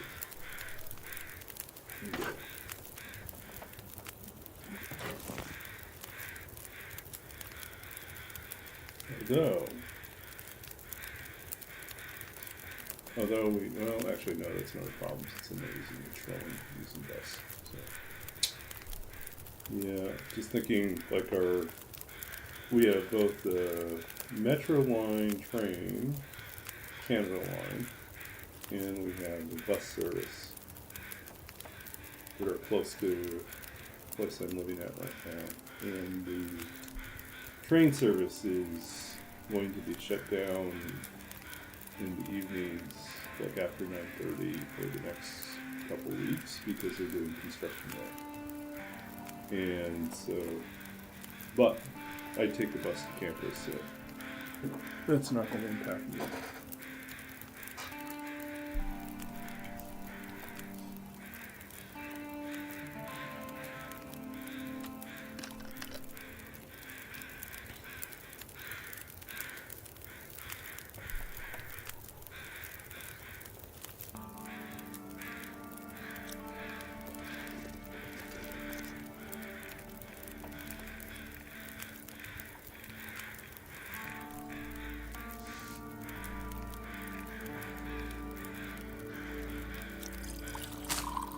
Dusk, so I can't be far behind.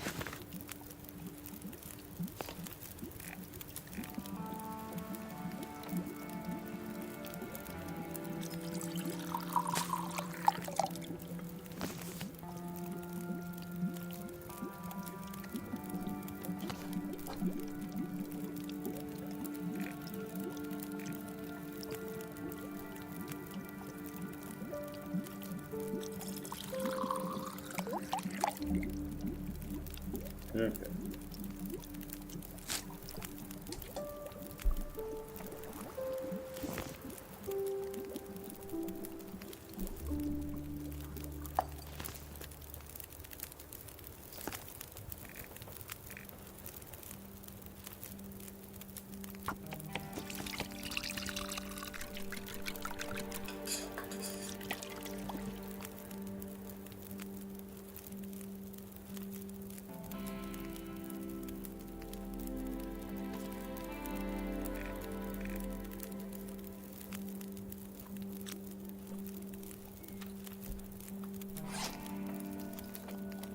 Okay, what do we got? We got unfinished potatoes.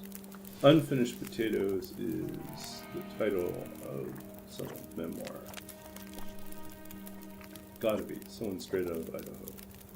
Unfinished potatoes.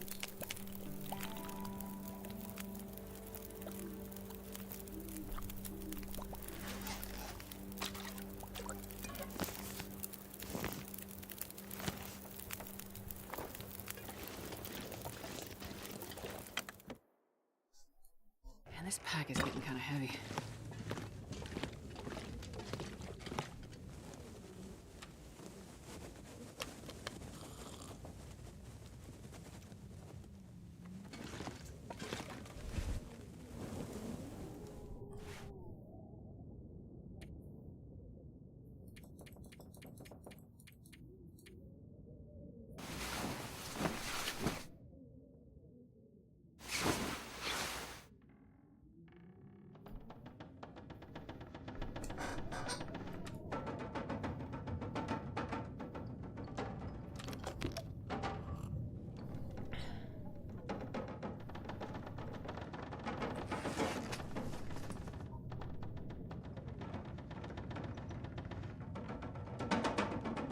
Do I eat the risky food?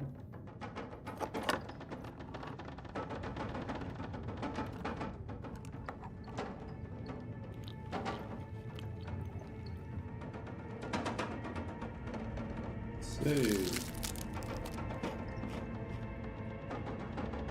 Save.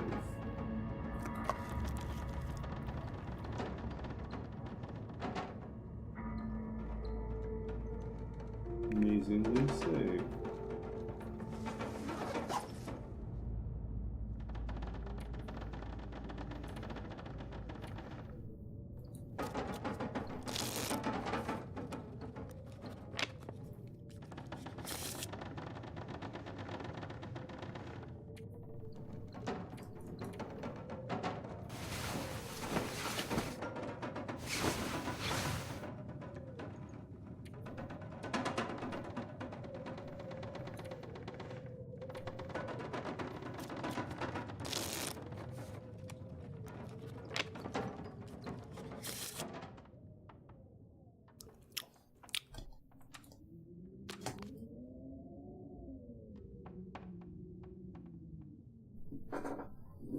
Okay.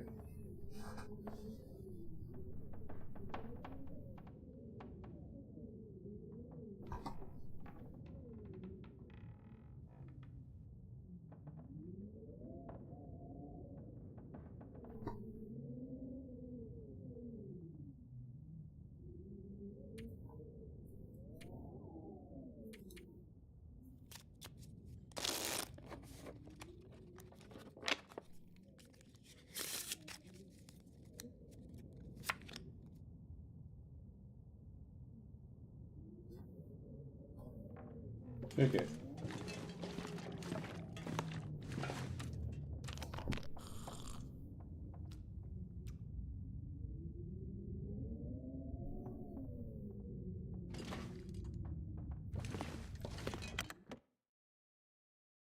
I'm not sure I can carry much more.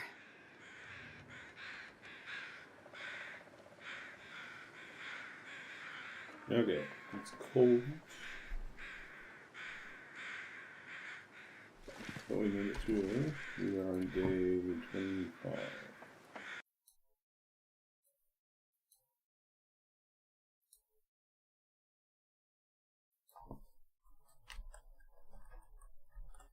Wow, we only made it 2 days. We gotta be almost done.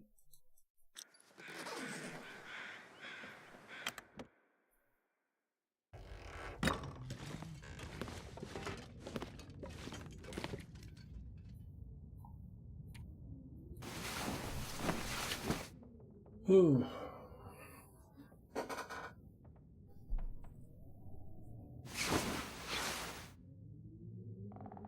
So close. We need another hour or half an hour, and then we are 26 days.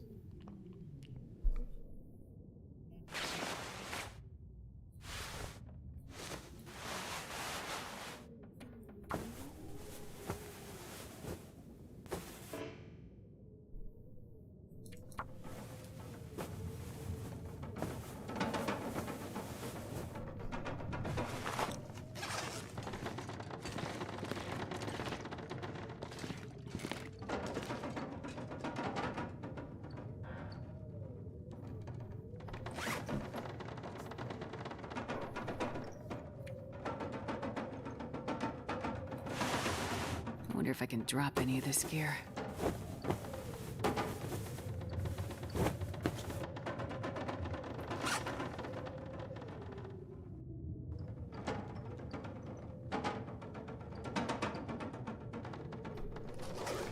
Okay.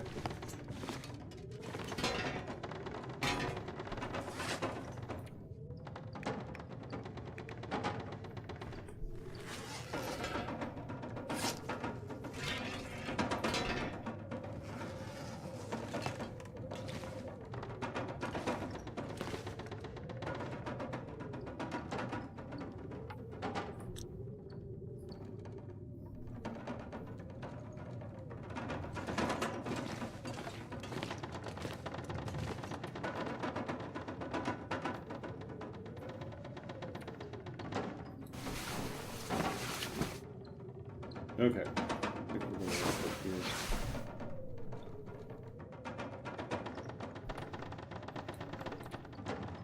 $26.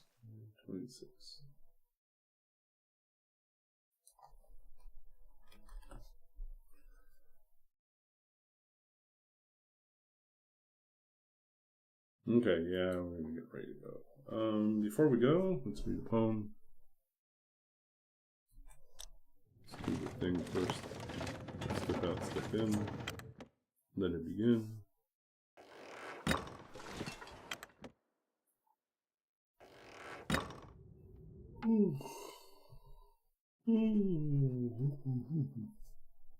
Okay.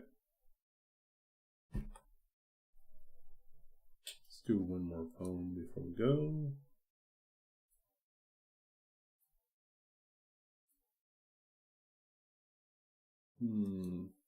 No, we already did one sad poem tonight. We'll do something.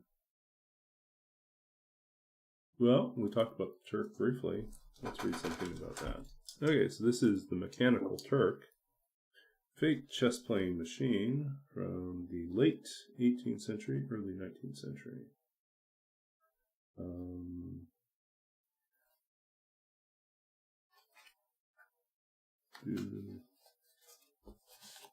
Okay, once again from Babbage's Dream, 2017, Sundress Publications. This poem is entitled The Mechanical Turk, encircled in flames, faces its end.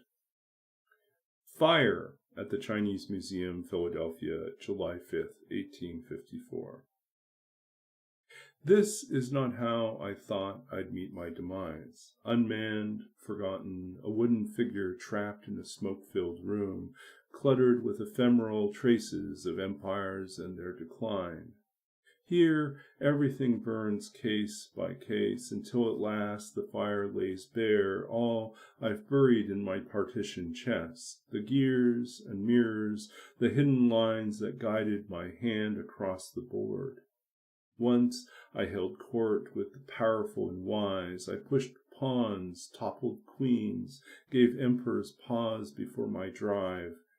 Now, no one answers my cry when the bellows fail and my voice dies. The game is up. The match is set. All that's left is my emptied frame and the ghosts of the ghost of this machine. Those who paraded me in the past have already slipped into the dark. My father into the distant earth, my last master into the sea. Tonight I will pass as well, my metal heart stirring with unfamiliar dis-ease, dispossessed of my will. I do not know what move comes next, what face I should show them when I lay myself down, at last, unmasked, undone, upon the checkered board. So the poem really imagines the Mechanical Turk speaking back to us, the voice of the machine as it faces its demise. The Mechanical Turk toured all throughout Europe and North America, really in two different ways. In the late 18th century, it was von Kempelen who designed and built this elaborate deception. It was, I think some people have heard me tell the story before, but basically it came about because he was the chief mechanist and engineer in the Austrian court. And every year would have to do some sort of demonstration to guarantee that he would have the funding for his research and work for the next year. This feels very, very reminiscent of how the modern university system works as well.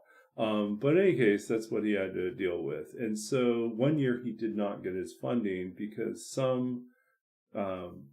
someone came through and presented at the court an elaborate deception, an illusion based around magnets and mirrors, and dazzled the empress, who was quite taken by this previous performance. And so von Kempelen decides, I am not going to lose out to some flim-flam artist. I'm going to come up with a deception, an illusion that is even more startling and more memorable than anything that some cheap roadside magician can come up. This is my paraphrase. So von Kempelen does this. He sets out and he builds a fake chess-playing robot, and he installs it in front of a cabinet where there's a chessboard for it to play. The real marvel is actually the fact that the mechanical prosthetic arm for moving the pieces was extremely advanced, well advanced of the time period. This was really his expertise, is doing this type of incredibly fine mechanical work.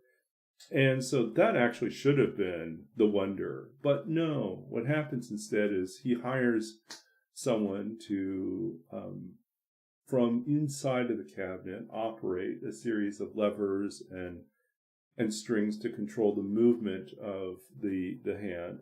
And they have a reverse of the chessboard, so you can see the pieces being moved, and you know where things are.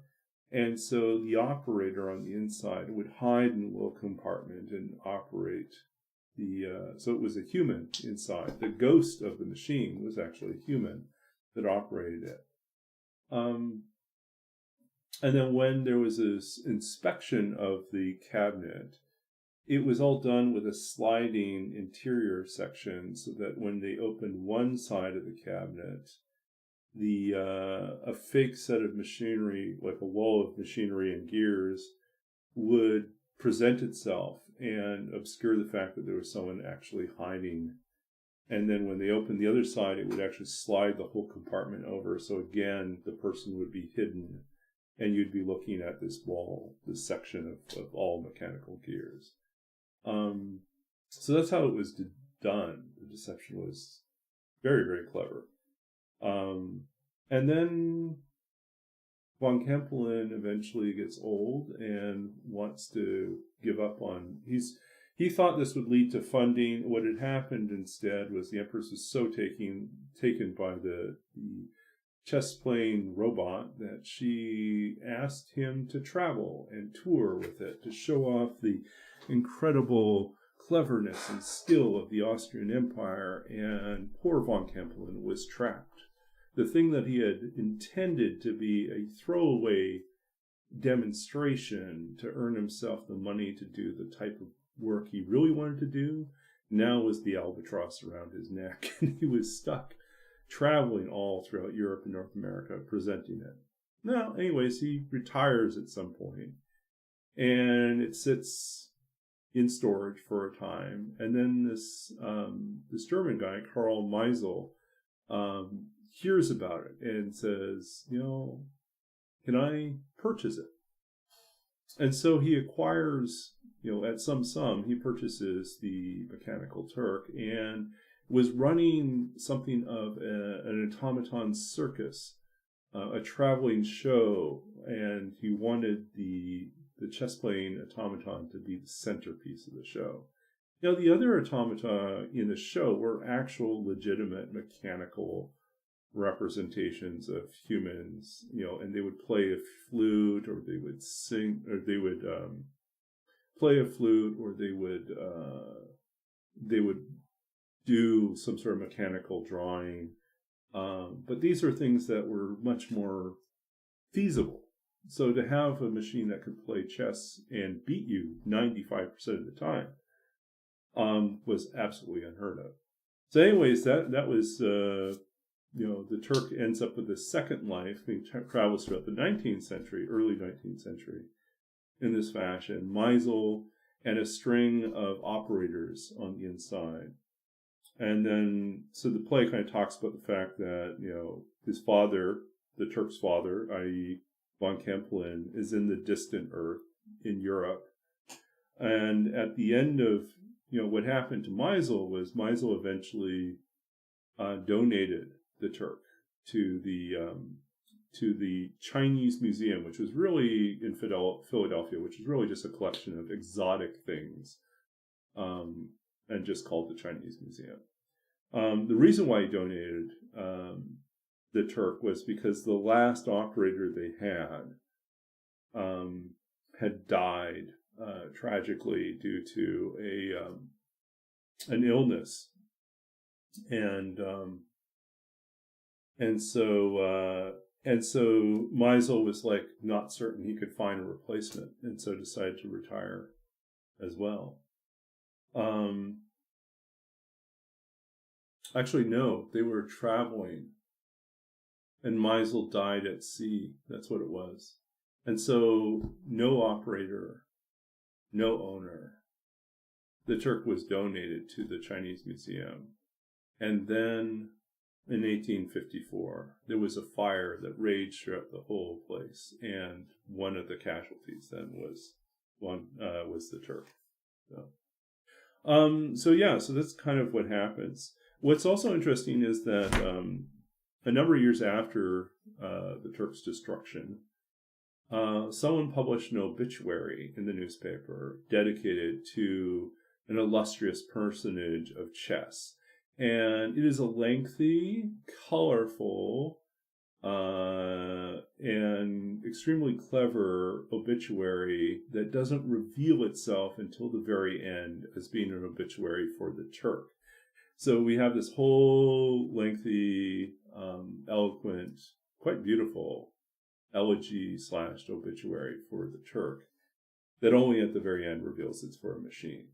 And I ended up writing about that because it was really fascinating how it gets constructed as a person in this particular moment. But yeah, so that's kind of more behind the scenes to this. There's every one of these poems, especially the ones about Babbage, there is a dense history and dense amount of material that I studied, thought about, internalized, and then in some sense had to step away from and write without paying too much attention, because I'm not writing a history lesson. I'm writing a poem about a very universal existential question in each case. Who am I? How do I fit in? What does it mean to be on the outside?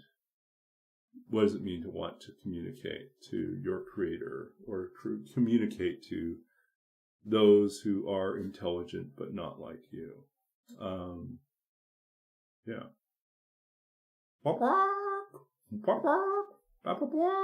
There you go. So yeah, so it is very dense in terms of that. At the same time, I want the poems to be accessible. Like if you just listen to it, you just read it, that there is something you're getting nonetheless. Thank you, folks. Okay, we really need to wrap up here and get some sleep. So, let's think. Who are we going to raid? Who is up still? According to the list, Chimi, Disoptimus, 3-year hiatus. Let's go visit Disoptimus. It's been a while. Only 2 viewers right now. Okay, let's go.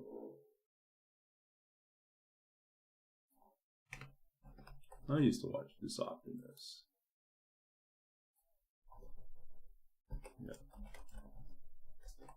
Yeah, thanks. Yeah, I need to get some rest. I gotta make up for the fact that I completely blew off making any progress on my homework for tonight. So I have to do that tomorrow sometime, probably lunchtime. Okay, so let's go raid this Optimus. Hopefully you can join me over there. I'll hang out for a couple minutes and then I'm going to wrap up and get some sleep. Okay, take care. Thank you all.